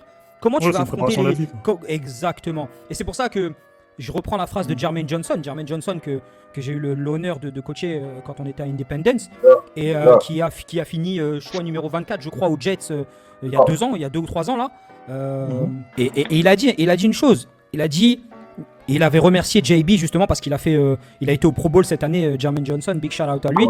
Et il a remercié JB. Il disait, je remercie pour le knowledge, pour tout ce que tu m'as apporté, et surtout j'ai retenu le message, pas le ton du message. Et ça c'est incroyable parce que Yes. parce que Il y a des coachs qui sont comme ils sont. T'as des coachs qui sont un peu laid back, t'as des coachs machin, puis t'as des coachs qui vont être sur ton dos, mais ils vont être sur ton dos à leur façon. Mais si t'es capable de faire abstraction de leur façon hard coaching, parce que hard coaching c'est way of life. Tu peux pas te transformer du jour au lendemain d'un agneau, tu transformes en un loup. Je reprends ce que disait Jeff par rapport à Coach Donnerson. Coach Donnerson, faut savoir, c'est un gars qui a grandi à Compton. Il a coaché des Richard Sherman, il a coaché ces gars-là. Et tous les joueurs qu'il a développés, il a développé, je crois, une trentaine de joueurs D1 level en tant que D-line. C'est un coach incroyable. Mais c'est un coach qui est dur. L'année où je suis arrivé, moi j'étais numéro 1 du pays, mais l'année d'avant, il y avait déjà un D-line numéro 1 du pays. Et l'année d'avant, il y avait déjà un D-line numéro 1 du pays. Donc chaque année, il a numéro 1 du pays. Chaque année, ça a été un gars qui a sorti des number 1. Jermaine Johnson avant Jeff après. Mais c'est des trucs de fou, tu vois. Et de savoir que. Mais c'est ce que j'ai dit à Jeff. C'est une des premières choses que j'ai dit à Jeff. Et je lui ai dit, tu sais, il n'y a rien de ce que je vais te dire. Peu importe quand on était ensemble, à Tours, au téléphone, sur le terrain. Peu importe. Il n'y a rien que je puisse te dire qui va te préparer pour ce que tu vas vivre là-bas. Et ce qui est incroyable, c'est qu'on a Mike Giamona qui avait joué à Tours pour nous l'année dernière, qui est à Indy. Et qui lui aussi, malgré, tu vois, que j'ai pu discuter avec lui, et je lui ai expliqué les choses. Je lui ai dit, attention, c'est dur là-bas. Et on a eu une conversation il n'y a pas si longtemps que ça. Et il m'a dit, c'est vrai, t'as raison. Mais la leçon qu'il a appris là-bas va faire de lui un bête de joueur. Et il n'y a rien qu'on peut faire. Il y a rien. Et d'ailleurs, grosse force à Mike pour la suite. Ça va être son année de recrutement. Je lui souhaite tout le meilleur pour la prochaine saison qui arrive. Mais c'est incroyable parce qu'il n'y a rien qui te prépare pour ça. En fait, c'est comme si tu t'arrives dans un autre monde. Même, tu vois, je pense que ce qui a fait que Jeff s'en est sorti là-bas tête haute, c'est que la vie, elle lui avait mis des claques avant. Tu vois, le fait d'arriver un peu frêle, un peu machin, poto, tu te fais manger là-bas. Parce que quand on parle de 120, 150 joueurs, les gars, c'est réel. Tout le monde n'est pas sous scholarship. Tout le monde n'est pas sous scholarship en Juco. Tout le monde n'est pas sous scholarship. Et même. Et il y a le travail, attention, ça veut dire qu'il y a tellement de choses. Tu sais, quand on parlait du rythme des joueurs, parce qu'on a un podcast qui va être aussi. Enfin, on a une émission qui va être aussi écoutée par des coachs, sûrement des coachs qui aspirent à peut-être un jour, tu vois, développer leurs compétences et aller coacher au niveau suivant. Pour toi, il faut savoir que quand tu arrives là-bas, si les joueurs se lèvent à 5h, toi, tu es debout à 4h. Parce qu'il faut aller chercher les minibus, il faut aller récupérer les joueurs devant leur dortoir. Il faut nettoyer le linge. Devant les cours aussi. C'est ça, il faut les emmener au terrain. C'est ça, les mecs qui rentrent du terrain, toi, tu prends ton petit-déj, tu dois surveiller que ces gars-là soient bien au petit-déjeuner parce que leurs petits-déjeuners sont payés, donc on veut s'assurer que tout le monde prend son petit-déj. Le petit-déj est fini, tu dois aller marcher dans les couloirs, s'assurer qu'il n'y ait pas de retardataire, qu'il n'y ait pas de gars qui ne soient pas assis au premier rang dans la classe. Ça veut dire que ton joueur fait de l'AD. Je prends un exemple. Je prends un exemple qui est réel parce que je repense à coach Diaz, là, qui était le coach des QB à l'époque de Malik Henry, dans la Sciencio. C'est que à un moment donné, il a pris une sauce incroyable par le coach parce que je rappelle, c'est Malik qui avait une mauvaise note à son cours. Il allait pas à son cours. Il allait à son cours, mais il n'en foutait pas, tu vois. Et en gros, il a fail art plastique, tu vois. Et en gros, c'est pour ça avait fait le tour, parce que les gens, tu te dis quoi, t'as juste à aller là-bas, dessiner, et ça y est, c'est plié, t'as la note de passage, tu vois. Mais c'est pour te dire, en fait, à quel point t'es responsable de tout ce qui se passe, tu vois. Ton joueur va en cours, mais s'il a pas les bonnes notes, bah, c'est quand même le coach qui graille. Et c'est pour ça qu'en fait, moi, en tant que coach, ça m'a appris, en fait, je me dis, mais en vrai, on se rend pas compte de à quel point les joueurs peuvent être poussés, et à quel point les joueurs en demandent. Parce que, on peut pas parler de... Il y a que Dieu qui sait à quel point... la route de chacun. Mais si coach Donnerson ne rencontre pas Jeffrey, je sais pas si Jeffrey arrive là aujourd'hui. Tu vois ce que je veux dire? Et je pense que même lui, Jeff, pourra nous confirmer ça, mais à un moment donné, tu as besoin de ce mentor dans ta vie. Comme je te disais, il n'y a que des gangsters dans l'équipe. Donc, tu vois, il faut que tu sois le garant, il faut que tu sois le gars qui représente tous ces gars-là, tu vois. Et quand je dis, c'était le genre de mec, on ne voulait pas le décevoir, tu vois. Tellement il donnait beaucoup, tellement il nous poussait, tellement il faisait de nous des meilleurs joueurs. Même il y en a qui le parlent mal. On va le jumper. Tu vois, c'était genre, à ce moment-là, genre, quand je sais à quel point on était, tu vois, genre, c'était vraiment du respect, tu vois, c'était cool, tu vois. Tu parles pas c'est comme un grand à toi qui tu dis, ouais, c'est quelqu'un qui est. C'est pas n'importe quoi parce qu'au fond de lui, il est là pour nous. Donc, viens pas. En fait, c'est ça, il y a une espèce de hiérarchie qui se crée, tu vois, au niveau de l'équipe, tu vois, au niveau de chaque position, et de chaque position à son représentant. Et genre, c'est des trucs, genre, tu vois, à la fac, bah, tu sais, il nommait les team captains, tout ça, toutes ces conneries là. Bon, du coup, on n'a pas besoin de ça. Bon, du coup, il savait très bien qui étaient les leaders et qui les étaient pas, tu vois, et les gens respectaient ça parce qu'on avait une espèce de hiérarchie, tu vois. Et chaque année, tu vois, le mec qui est nul l'année dernière, peut être le nouveau mec qui va être bon quand l'autre il part, tu vois. Il faut juste que tu attendes ta chance, et vraiment, tu vois, tu vas peut-être commencer en scout team, tu vas peut-être commencer en ceci, mais poteau, il faut juste que tu prennes ton mal en passion, c'est que tu travailles, c'est juste question de ça en fait. C'était ça, c'était, tu travailles, ça paye, tu travailles pas, t'as rien. Parce que moi, quand j'ai commencé à travailler, j'ai commencé à avoir les offres, etc., ben, j'étais un peu plus relax sur moi, tu vois. J'étais un peu plus relax sur moi. Et c'était moi-même qui essayais de. Vas-y, C'est vas-y. intéressant ce que tu dis sur le côté où, quand tu arrives et que tu vas être en scout team, il faut comprendre que c'est un processus. Parce que je pense qu'il y a eu beaucoup, moi par exemple, ou d'autres athlètes qui partent de France, ou en France, t'étais le gars dans ton équipe, où t'as jamais connu, entre guillemets, le fait d'être sur le banc et compagnie, et que tu arrives là-bas et que tu comprends pas que ça marche pas comme ça, il y a un processus. Il y a des gens qui ont des anciens, toi, faut que tu fasses ta place, tu prouves Ils sont faits depuis qu'ils sont tout petits. Ils ont de la technique, ils ont du knowledge, ils ont beaucoup de choses. Moi, je comprenais rien du niveau technique, etc. en football, mais ils ont beaucoup plus de knowledge que nous, tu vois. Il faut se mettre à sa place, tu vois. Et le truc, c'est qu'il y a des gens, ils pensent que les États-Unis, c'est facile, tu vois. Les gens, ils pensent vraiment que c'est facile. Parce que, tu sais, en vrai, quand tu vois mon niveau en France et tu vois mon niveau après au Juco, ben, tu te dis que c'est possible parce que, tu vois, en France, je vais pas te mentir, j'étais overweight. J'étais vraiment pire de ma forme, tu vois, j'étais pas bon. Mais quand tu me compares après au Juco, tu peux pas capter si jamais tu vois pas tous les efforts que j'ai fournis. Mais justement, pour revenir au sport, voilà, à la fin de la saison, je vais pas te mentir, hein, je me réveille à 7h, je finissais par là, donc à 7h30, j'avais un call avec un coach, ça continuait comme ça jusqu'à 22h30, parce que Oregon, à l'époque, Oregon, eux, quand il était 19h chez eux, il était 22h chez moi. Donc c'est moi, le head coach, il m'appelait vers 19h chez lui, tu vois, le head coach. D'accord. Donc, des journées, quoi. Parce que j'avais un très bon JP, j'avais 3 francs 4 de JP. Mais ce que ma routine, c'était quoi? Je me réveillais, j'allais chercher l'air parce que. Free ou c'est comment? Pas mal, lui. Free, demain on veut se faire sponsoriser par Free, continue à cracher toi. Pardon. Il crache alors, il a même pas de box internet chez lui.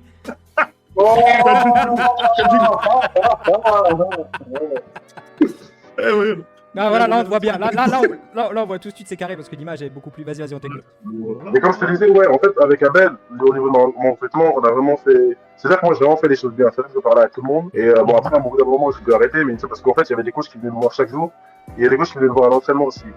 Et c'est ça aussi qui est bien avec les ligues, c'est que quand les coachs viennent voir un joueur, ils viennent voir tout le monde finalement. Parce qu'ils viennent, c'est qui le joueur là-bas, et puis ils viennent et puis ils ont leur entretien, tu vois. D'accord. Ouais, ça permet de mettre de la lumière sur tes gars aussi.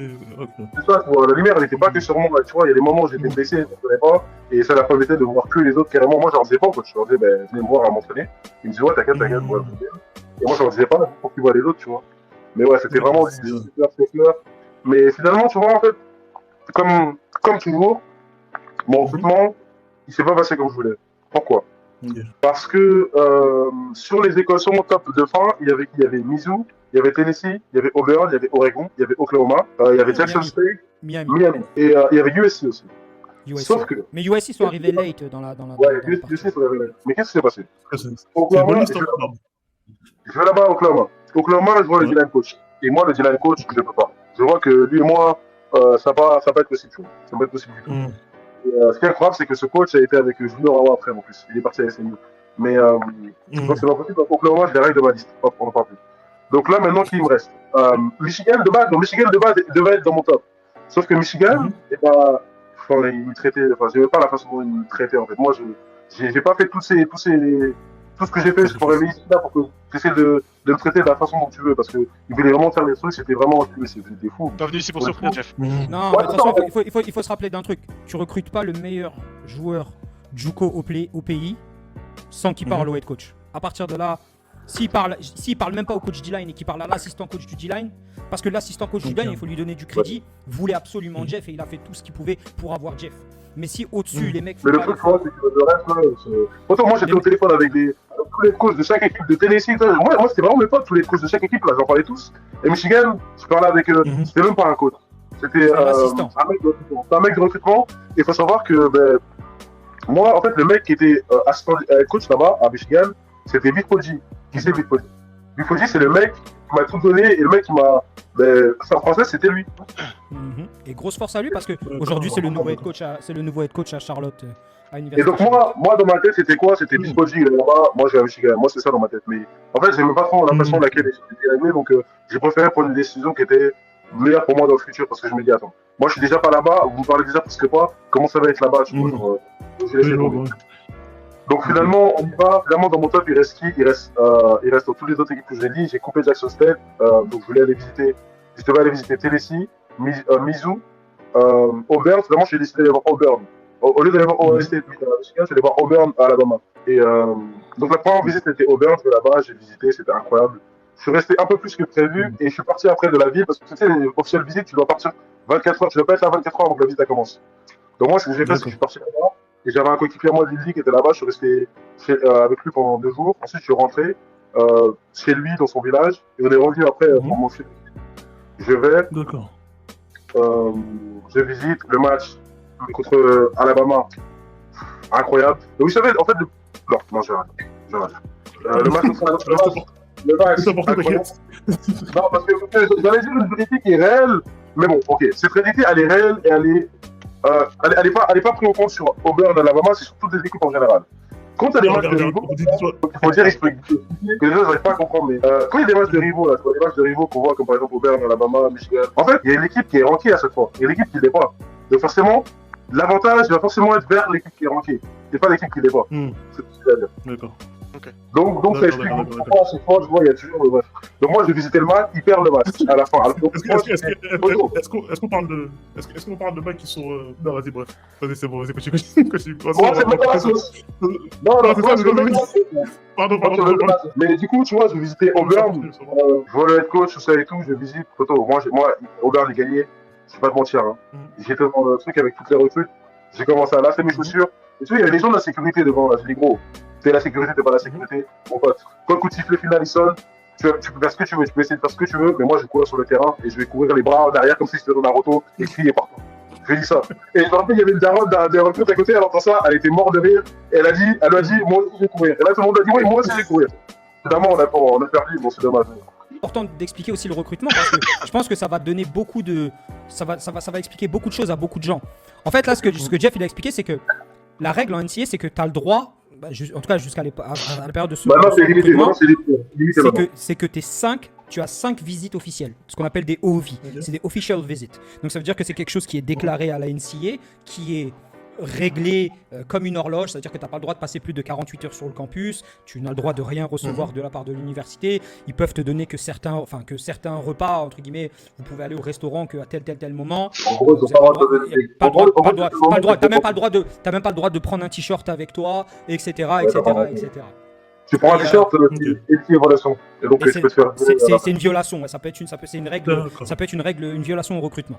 Donc en fait, ce qui se passe, c'est que on avait planifié le séjour, autorise les parents. Donc en fait, les schools, elles n'ont pas de problème d'argent. Donc pour faire voyager les gens de France, ils s'en foutent de ça. Moi, j'ai eu la chance, entre guillemets, de venir en tant que coach et consultant avec Jeff et puis ses parents. Parce que c'était soit il vient, soit vous ne voyez pas. Du coup, c'est ça. Donc en fait, c'était ça. On a dit, écoutez, c'est simple. Moi, je ne prendrai pas de décision si mon oncle il est pas là parce que j'ai été aussi beaucoup dans son processus de recrutement. Donc en fait, quand Jeff avait un peu un bon feeling avec une certaine school, avec une school ou des coachs, derrière ces coachs-là venaient me parler. Puis moi, l'avantage d'être coach, c'est que tu sais quand quelqu'un il va mytho ou pas. Et puis dans son cas, c'est le numéro 1 au pays.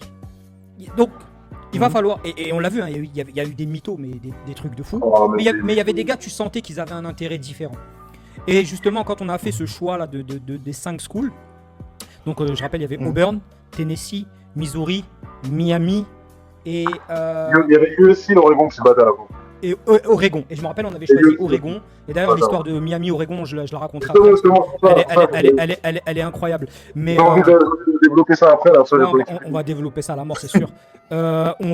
Du coup, moi, je rejoins. Jeff avait commencé la visite. Ils viennent me chercher à l'aéroport, je me rappelle. Et puis on commence. Et la visite officielle commence quand moi j'arrive sur le campus. Donc Auburn, je sais pas si tu te souviens. Bon feeling, coach D-Line hyper intéressant, coach Eason, et puis ils étaient en train à ce moment-là, si je dis pas de bêtises, Jeff, de rénover le complexe, et ils avaient le complexe qui était à 160 millions là, qui était en train de se construire. Ils sont en train de faire le nouveau complexe qui serait prêt pour la fin de la saison d'après. Et donc là en fait moi tu vois, Auburn, comment dire, la saison qu'il avait fait avant, ils ont commencé à sombrer quand le Bonix, le starting quarterback, s'est blessé, tu vois. Ils sont partis, ils ont fait 5 défaites à coup. Donc moi, pour moi, je savais déjà ce qui avait été bon et ce qui n'était pas bon. Donc moi, déjà, on parle d'Auburn, on visite Auburn. Et ouais, ça se passe bien. Franchement, je parle bien avec les coachs, je m'entends bien avec tout le monde. Donc ensuite, on prend nos pick and claque et on va à Tennessee, visiter Tennessee directement. Et c'est là que ma mère, elle arrive. Et là, c'est exactement là. Et là, Ta mère, elle nous rejoint pour la visite à Tennessee. Tennessee, comment dire? En fait, Tennessee, tous les voyants étaient rouges pour moi. C'est par exemple, en fait, ma mère, un truc que ma mère qu'elle a remarqué elle-même, c'est que partout où on allait, par exemple, pour aller manger, etc. En fait, c'était une visite où genre, ils voulaient absolument que je vienne ce week-end-là, mais je sais pas pourquoi, parce que j'étais pas le seul. Il y avait plein d'autres recrues. On était vraiment une dizaine, une quinzaine de recrues à ce moment-là. Ouais. Donc ça veut dire qu'au lieu de tu vois, genre, on va manger avec, je vais manger avec mon line coach, le head coach, et tu vois, tout seul, genre, ils sont tout seuls avec moi. Là, en fait, ils avaient loué un truc où, genre, c'était une espèce de salle où, genre, on avait mangé tous ensemble, tu vois. Donc chaque coach, il se présentait, tu vois. Mais en fait, tout sonnait comme louche. Le petit déjeuner des mythos. Tu te rappelles, on l'a appelé le petit déjeuner des mythos. C'est ça, tu vois.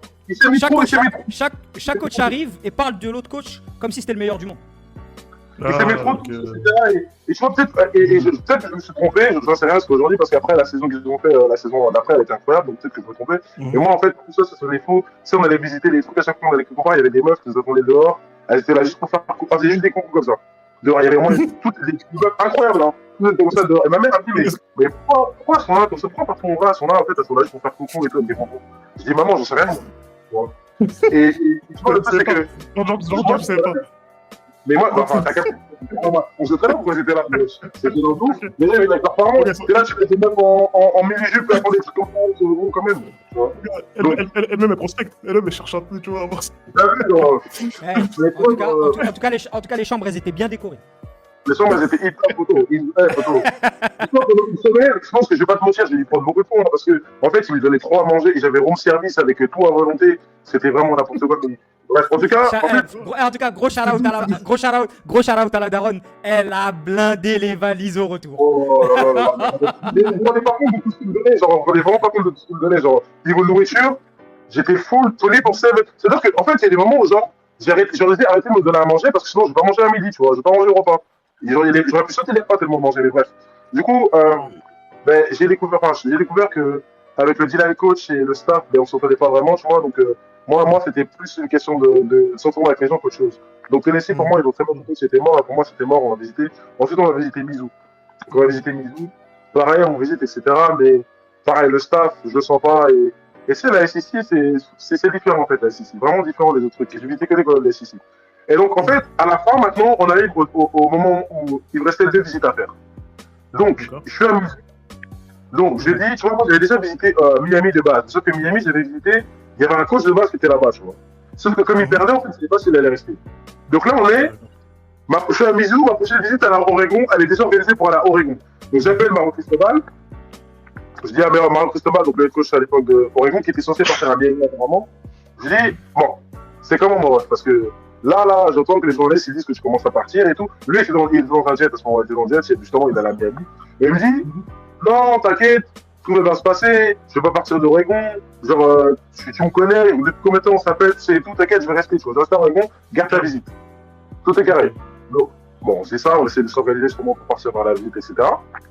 Et quand on fait ça, on découvre que Mario Cristobal, il est parti tu te rappelles, toi, t'étais quoi? Toi, t'étais resté avec la daronne à Mizou.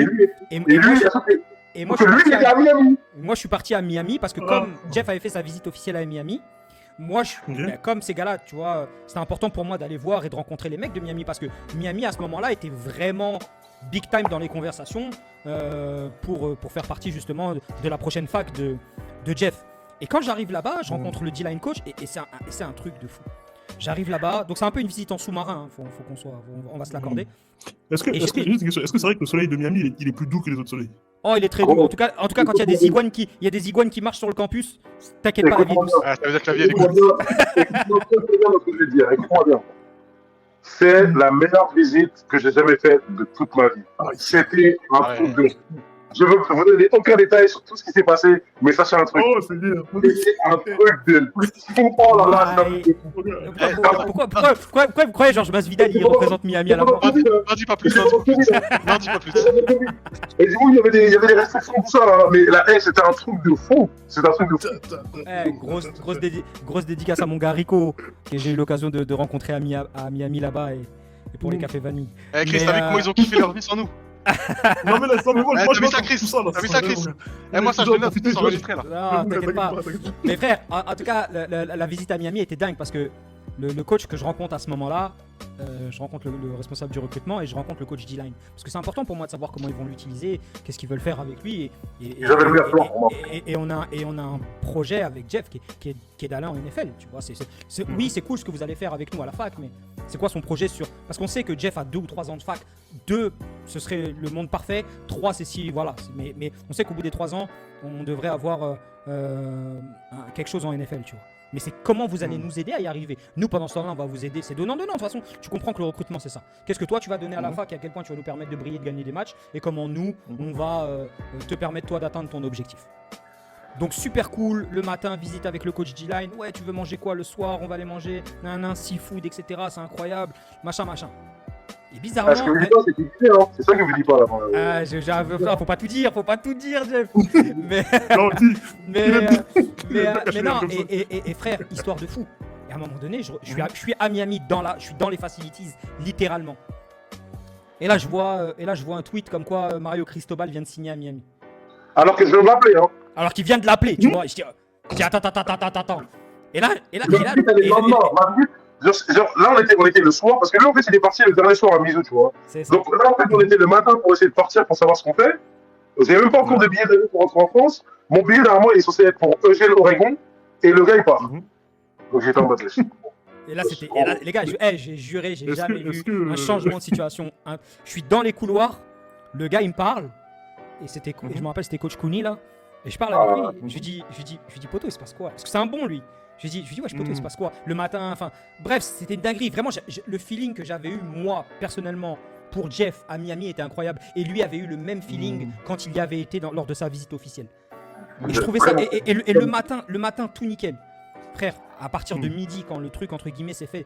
Parce qu'il faut savoir, hein, avant qu'un contrat soit officiel, ça leak sur Twitter bien avant, tu vois. Et sauf qu'il y avait Manny Diaz qui était à ce moment-là le head coach de Miami. Et je dis, mais attends, poto, c'est chelou, il est où? Enfin, tu sais, je m'attendais à rencontrer le head coach, etc. Et au final, je t'ai dit, je vois tout a changé. C'est comme s'il y a eu poto, c'est comme s'il y a un raz-de-marée qui est passé dans la fac en 20 minutes. Tout le monde a commencé. Okay. Et c'est là où tu te rends compte, en fait, poto, quand le bateau il coule, comment je fais pour sortir le plus vite possible. Et là, j'ai vu le coach D-Line avec qui j'ai parlé 10 minutes avant. Ah, frère, ne plus trop me calculer. Chelou, blasé de fou, le mec il venait d'acheter sa maison à Miami. Il a acheté sa maison, il était là-bas depuis. Lui, il voyait là-bas. Il voyait finir sa vie là-bas. Il avait ses problèmes à gérer. Mais c'est ça le truc de fou, c'est que frère, pourquoi tu vas me parler de ça? Pourquoi tu vas me parler de ça alors que tu vas me parler de ton joueur alors que c'est plus moi le coach D-Line? En vrai, je lui en veux même pas, tu vois. Mais certains qui savaient qu'ils allaient être retenus par Mario Cristobal. Et c'est ça qui est un truc de fou, c'est parce que 5 minutes après, on parle avec. Je me rappellerai toujours, on parle avec Mario. Il était en route pour sa conférence de presse à Miami. Et il m'appelle, moi, depuis son SUV là. Et le truc de fou, ce salopard, c'est qu'il est avec le coach D-Line de Oregon en voiture pour aller à Miami. Quand David, je l'ai appelé au jet, il était avec le coach de Oregon aussi. Le D-Line d'Oregon. Il était avec le D-Line coach d'Oregon. En fait, il était au jet et il partait pour Miami, mais lui, il me disait que non, t'inquiète, c'est carré, mon ref. Et moi, j'avais un autre pote qui s'appelait Kéonté, qui allait en avec moi. Et ben lui aussi, il avait dit la même chose. Donc moi, j'appelle Kéonté. Je dis, wesh, mais Kéonté, on parle de. Parce que non, on est pourquoi là à Miami? On dit, wesh, il se passe quoi? Il me dit, moi, on m'a dit, mais il est resté aussi. Après, on voit l'information, on se dit, wesh. Après, j'appelle la bête, je dis, wesh, Abed, comment ça? Et lui, il me dit, wesh, mais là, ça a changé, tout le monde. Je dis, ah ouais, non, c'est mort là. C'est mort. Je lui dis, c'est trop bizarre. Et bizarrement, là, les mecs étaient en train de recruter Jeff pour Oregon. Quand moi sur place, je dis, wesh, mais les gars, faites pas des bails bizarres comme ça, etc. Je t'ai dit, peut-être 2 heures après, je reçois un appel de Mario Cristobal qui est en voiture avec le coach D-Line. Et ils sont en route pour Miami. Et là, il me dit, frère, demande à Jeff de rester à Miami. J'ai dit, mais wesh. Ouais, mais en gros, on va faire copier-coller de ce qu'on a fait à Oregon, mais à Miami, c'est chez moi. Je connais là-bas, c'est incroyable, machin et tout. Moi, Poto, le bail, c'est que là, je suis à Mizu. Et donc, en fait, quand j'étais à Mizu, on a essayé de dire un bail, on a essayé de dire une visite à USC, tu vois. Et USC, ce qu'il faut savoir aussi avec USC, c'est que truc de fou aussi.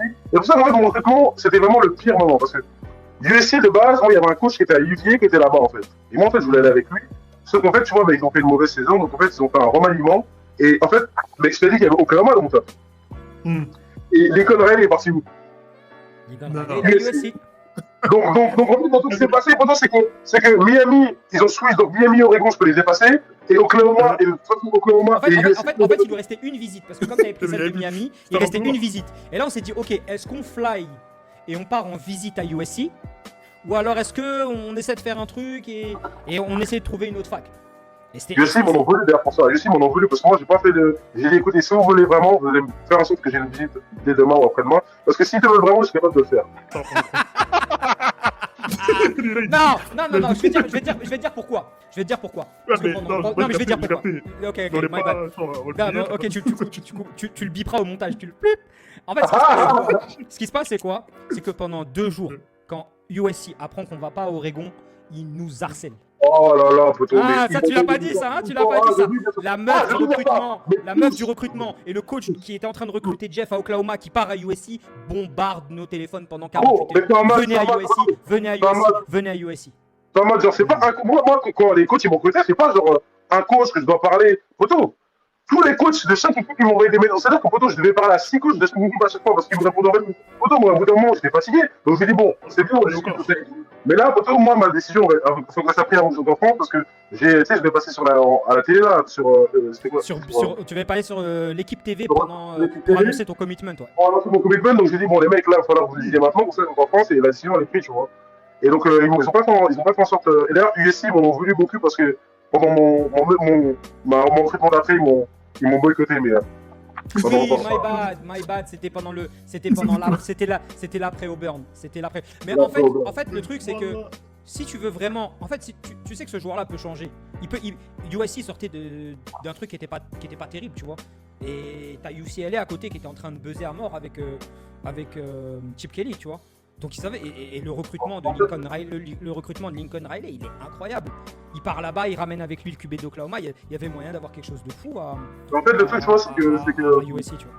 En fait, le truc, c'est que quand t'es numéro 1 du pays, c'est pas que pour. En fait, c'est ça aussi le problème, tu vois, qui m'a fait chier. C'est pour ça que dans le monde après, j'ai fait tout ce que j'ai pu pour pas être ranké, tu vois. Parce qu'en fait, quand t'es ranké, et que t'es comme ça, ils veulent pas que pour toi, en fait. Ils veulent pour le statut que tu représentes. Par exemple, Auburn, quand j'étais pris, partout où j'allais en visite, c'était la fête. Genre, pour te donner un exemple, j'ai visité Tennessee, je suis avec ma daronne. On essaie on s'organise pour l'avion, tu vois. Tous les gens, il y avait au moins 10 personnes, tu sais, dans chaque truc pour passer les bagages. Et ben, il y en a un qui a commencé à prendre des photos avec moi parce qu'il a vu justement non, j'arrive dans l'aéroport, il y a des journalistes qui m'attendent. Il y avait 6 journalistes qui m'attendaient, ma mère, elle a pris la photo. 6 journalistes qui m'attendent, il faut être arrivé devant comme ça, là.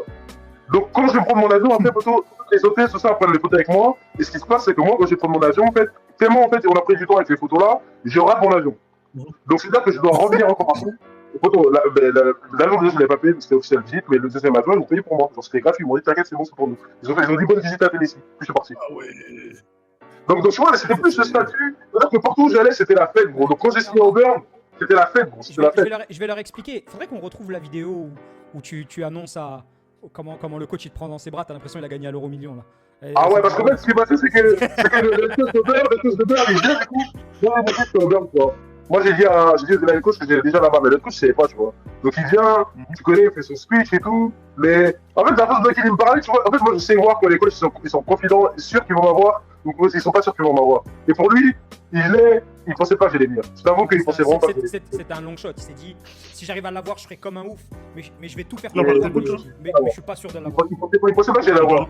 Non, on parle de quel coach? On parle de coach Arsene. Brian Arsene. Ouais, merci.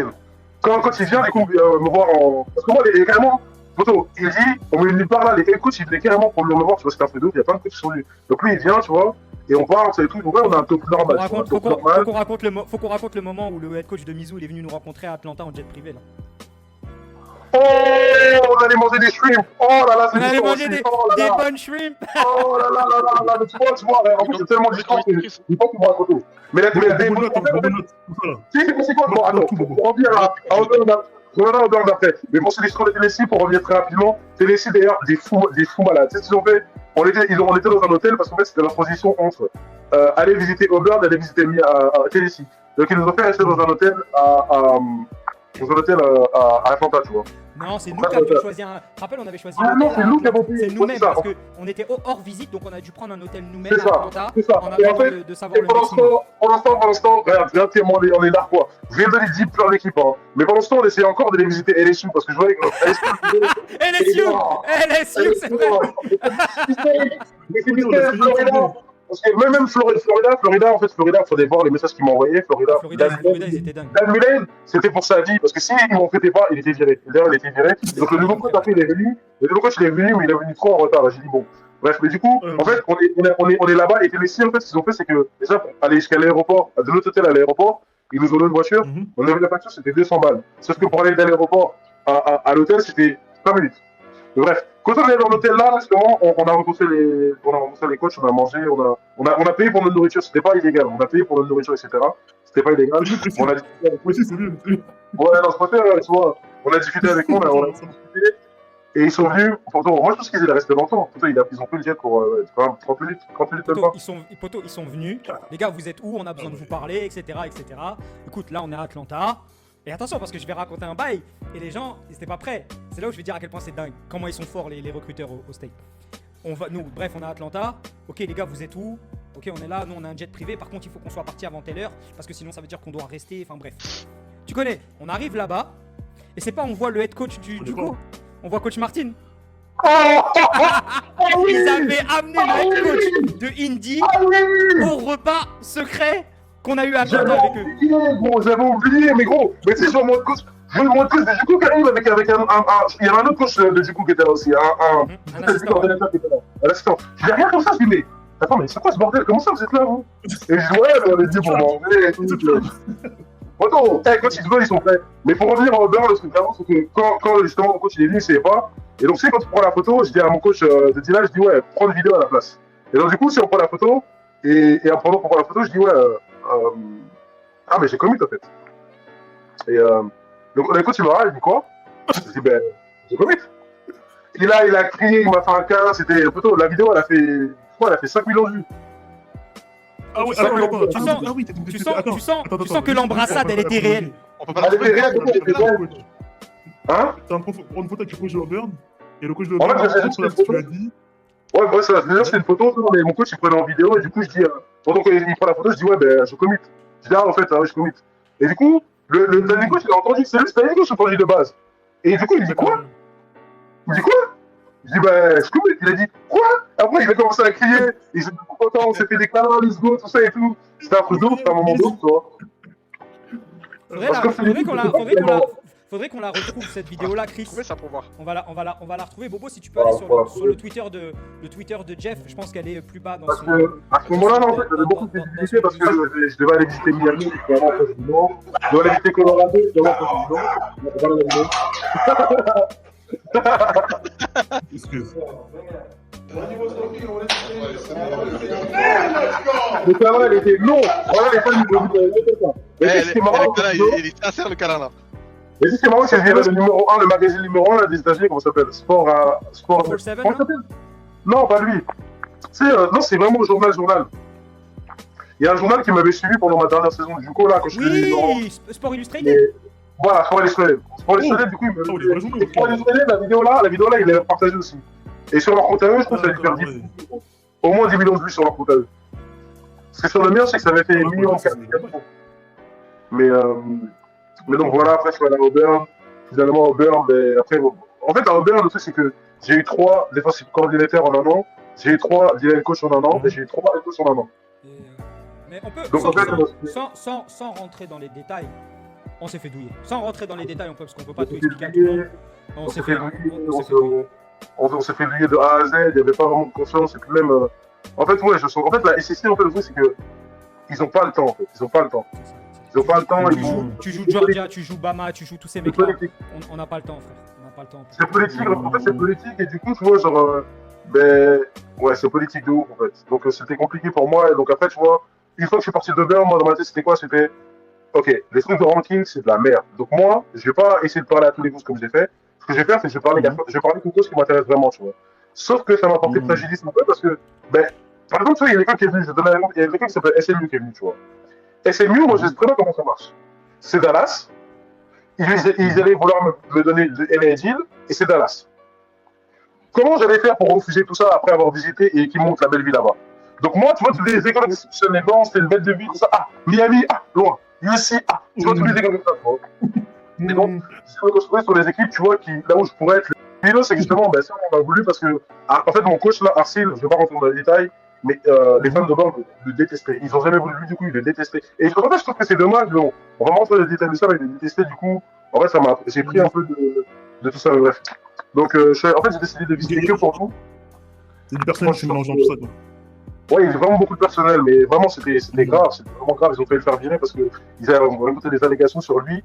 Apparemment, comme bon, je vais pas rentrer dans les détails, on s'en fout. Tout ça, non, toutes ces allégations-là, ils peuvent les retrouver sur Internet. Ils l'ont accusé d'avoir eu des relations avec des gens du staff pour un peu, tu sais, breach de son contrat. Il s'est passé la même chose à Michigan State récemment, là, avec je sais plus. Il n'y a pas eu que ça, En fait, le truc, c'est que déjà, l'information là, sortait d'un compte qui était vide, un compte Twitter qui n'avait aucun abonnement, donc c'était bizarre. Et ensuite, il y a eu une histoire avec mes coéquipiers qui sont allés en live et certains ont dit des choses qu'ils n'auraient jamais dû dire. D'ailleurs, la plupart d'entre eux, je crois qu'ils n'ont pas pu continuer en NFL parce que ça a été trop de préjudice. Dont il y en avait un d'entre eux là qui a parlé en live, il avait 100 tackles. Il a fait une saison avec 100 tackles. Et pourtant, il n'a pas été drafté à cause de cette histoire. Parce qu'en fait, ils avaient dit suspect le coach, tu vois, en live, tu vois. Toutes les histoires que je peux répondre, ça a fait le buzz. Donc, quand je te dis le buzz, c'est que ça a vraiment fait le buzz dans tous les États-Unis, ça en parlait. Mais bon, ça, c'est l'histoire d'après. Du coup, quand j'ai fini à Auburn, et je suis parti. Comme je te disais, j'étais dans une équipe où, moi, tu vois, les USC, les Miami, déjà, en fait, ce que Auburn m'a eu, ils ont fait en sorte que je reste jusqu'à janvier. Parce qu'en fait, si je partais avant janvier, parce que moi, mon but, en fait, c'était de partir juste après la saison. Mais ils m'ont fait sortir de la. Pourquoi, en fait? Parce qu'en fait, si jamais je partais avant janvier, je pouvais rester dans une équipe de SEC. Et donc, en fait, me voir jouer contre eux, ça ne la plaisait pas du tout. Donc, ils ont fait en sorte de me garder jusqu'à janvier. Comme ça, après, en fait, j'étais obligé de partir dans une autre conférence. Et donc, pour eux, partir dans une autre conférence, je n'allais jamais faire ça, je vais rester ici parce que ici, c'est la meilleure conférence. Mais ils ne savaient pas que moi, poto, des hauts et des bas, je l'ai connu. Donc, moi, j'en ai rien à foutre de là où je joue. Et je joue dans un endroit où, tu sais, moi, j'avais juste un endroit où, la même confiance qu'on a eu en moi, du coup, on allait avoir la même, où je pouvais être moi-même, où je pouvais me développer, où je pouvais avoir confiance aux gens autour de moi, tu vois. Pas me demander toujours si lui, il va pas me mettre un couteau dans le dos, lui, il va pas. Parce que finalement, la SEC, ce qui est triste, c'est que c'est chacun pour soi, parce que, poto, tu commences une saison, imagine, tu commences avec 4 défaites. Et bah, ça va être la première, la dernière saison, ça va avoir SEC. Donc, tu vas être viré, tu vas plus jamais. Donc, c'est-à-dire que, tu vois, ils ont un mindset de différence. Départ, ouais, ok, je joue le meilleur joueur, le joueur avec le plus de potentiel. Non, c'est je joue le joueur qui a un minimum. Il va faire tout ce que je lui dis, tu vois, ou alors c'est un fast-star. Enfin, les règles, elles sont vraiment bizarres, tu vois. D'accord. Donc, moi, j'étais en mode, j'ai vécu, tu vois, ce que c'était d'être une superstar en high school, et à chaque fois, ça m'a apporté préjudice. Donc, cette fois-ci, je vais pas faire de malin, je vais juste partir, tu vois. Donc, moi, ce que j'ai fait, c'est que j'ai pas répondu à beaucoup de coachs. Et en fait, ça a apporté à confusion, parce que la plupart des coachs, ils pensaient que j'avais déjà une équipe en tête. Si jamais je répondais à la personne, c'est que j'avais une équipe en tête pour eux, tu vois. Ça m'a apporté un peu de préjudice, et puis j'ai pas laissé vraiment, pour moi, je vais finir cette histoire en une semaine, tu vois. Donc, ce qui est passé, c'est que moi, j'ai commencé à parler à tout. Non, moi, je voulais trouver mon équipe, je voulais visiter. Moi, je voulais pas faire 15 visites, je voulais faire une visite. Sur mon équipe, c'est bien, je me barre. C'est bien, on va plus. Donc, ce qui est passé avec Pour c'est que moi, j'étais chez moi, les pieds en éventail, en train de chiller. Pour nous, il est 11h. Pour me dit, ça va? Ouais, ça va, tout. Tu fais quoi aujourd'hui, là? Bah, rien. Mais écoute, on va prendre un avion à 2h. Il est 11h, on va prendre l'avion à 2h. La voiture va chercher à 13h. Non, l'avion était à 3h30. Le gars est venu me chercher vers 1h chez moi. Il y avait un chauffeur qui attendait chez moi à 1h. Il faut savoir que moi, pendant ça, je me suis préparé. Moi, en fait, je faisais mon déménagement parce que c'est que j'ai la partie moderne. Donc, il me dit ça, wesh. Donc, je viens, je visite pour nous. Je vois que, académiquement, ils sont hyper forts académiquement, tu vois. Je vois que l'ambiance est lourde. Donc, en fait, c'est une mentalité un peu que j'aime bien et que je peux me sortir à ma place là-bas, tu vois. D'accord. Donc, j'ai pas essayé, tu vois, je voulais aller visiter Colorado, peut-être Miami après. Mais bon, j'ai tout laissé tomber. J'ai dit, bon, bah, je vais rester à Porto. Ouais, moi, je voulais pas, en fait, tu vois, tous les trucs extérieurs que j'avais avant, tu vois, moi, avant, ce qui m'intéressait, j'étais un jeune joueur, tu vois. Ce qui m'intéressait, c'était la fame, l'argent, la télé, tout ça. En fait, j'ai réfléchi, je me suis dit, mais attends, mais peu importe où je joue, je peux être le joueur que je veux être, je peux faire ce que je veux. Il suffit que j'ai la chance de. Parce que le meilleur joueur de l'année dernière, en fait, il joue dans le même système. Le mec qui est le highest graded player de tout le college football. C'était un D-line, il jouait dans le système que mon coach ici il a, tu vois, parce que le système que mon coach il a là, ils étaient numéro 1 en défense, parce que tout. Là par exemple, cette année, c'est la première année qu'on fait dans son système, on a fini numéro 35 en Big Ten, on a fini numéro 1 en QBI, donc ça veut dire que peu importe l'équipe qu'on jouait, on a forcément hit le quarterback. Et on était numéro 1 en oui. Numéro 1, oui. Moi, j'étais numéro 4. Votre défense de course, elle était énerveuse, elle était pas en Je regardais un peu là, 2-3. En fait, le problème avec notre défense, c'est qu'elle est hyper agressive et il n'y a pas le droit à l'erreur. C'est-à-dire que chacun va faire son job. Si jamais il y en a un qui fait son job, c'est fini, tu vois. D'accord, ouais. À ce côté-là où c'est double tranchant, C'est quoi. pour ça que la première année, tu vois, mais là, tu regardes les scores, la plupart du temps, on perd de 3 ou 4 points, tu vois. Genre, Wisconsin, on aurait pu les battre. Iowa, on aurait pu les battre. La seule équipe pour moi qui nous a marché dessus d'une façon atroce, et je te jure que ce match, il nous a fait bosser. En fait, après ce match, ça les a remis les idées en place. C'est Syracuse. Ok. Syracuse, le quarterback, tout seul, il nous a fait des trucs. En fait, on a vu que c'était compliqué avec notre défense, on a amélioré tout ça, mais tu regardes les matchs, tu regardes la défense. Michigan, par exemple, Michigan, Blake Corum, il a couru le moins contre nous. Ils ont couru pour 50 yards, je crois. Blake Corum, il a eu 3 touchdowns, mais il a couru pour quoi? Il a couru pour moins de 30 ou 40 yards, tu vois. Parce qu'à la course, ils vous ont arrosé à la passe. Mais justement, ça va nous permettre, dès qu'on finit, après on va finir sur ton recrutement et comment t'es arrivé à Purdue. Et puis après on ira ensemble et on va décrypter les jeux. Ensemble. Tu vois, justement, on va parler de tes clips contre Michigan et contre Virginia. Justement, Michigan, je trouve que c'est un match vraiment important parce que, en fait, moi, dans ma mentalité et dans mon. Je vais expliquer un peu tout ce qui se passe dans ma tête, en fait, mais moi, dans ma tête, c'est quand je vous disais que si jamais je suis pas le gars, ça marche pas. C'est en fait, tu vois, cette année, ils avaient un match. En fait, pour nous, en fait, quand ils m'ont eu, pour eux, c'est. Mais finalement, pour eux, c'était plus. Écoute, là, l'année prochaine, on n'a personne. Toi, il te reste 2 ans. L'autre jour, il te reste 2 ans. C'est mieux que tu restes, tu vois, que tu joues là, en gros, que tu joues l'année prochaine, tu vois. Parce que ce qui s'est passé, c'est qu'ils m'ont donné les rênes de l'équipe. Après le dernier match. Après le dernier match, ils m'ont dit ouais, là, tu vas être forceur et tout. Mais avant, mais j'étais pas vraiment le joueur qui. En fait, ils voulaient en fait que je reste une deuxième année, tu vois. Parce que là, en fait, cette année, quand tu te rends compte des gens qu'il y a cette année, il n'y a pas grand monde par rapport à l'année dernière. Et les 2 jours qu'ils ont fait starter avant moi, c'était leur dernière année, il leur restait plus aucune année, tu vois. D'accord. Donc en fait, c'est ce style un peu de, tu sais, faire jouer les. Enfin, moi, je vais pas te mentir, c'est quelque chose qui m'a un peu frustré parce que du coup, j'avais moins d'entraînement, j'avais beaucoup de mon travail. Il y avait le côté ancienneté qui est venu de jouer dedans. Ouais, parce qu'en fait, tu vois, eux, dans leur tête, c'était quoi? C'était, en fait, eux, c'est des bons, tu vois, parce que tout le monde dit la coach, dans sa mindset, c'est, moi, je veux plus me jouer en NFL. Et donc là, tu vois, en mettant les 2 joueurs qu'ils avaient en rang, là, il y en a un qui va se faire signer dans une équipe, tu vois, peut-être qu'il va se faire signer, il a une chance de jouer en NFL, tu vois. Justement, ça, c'est ce que mon coach a fait.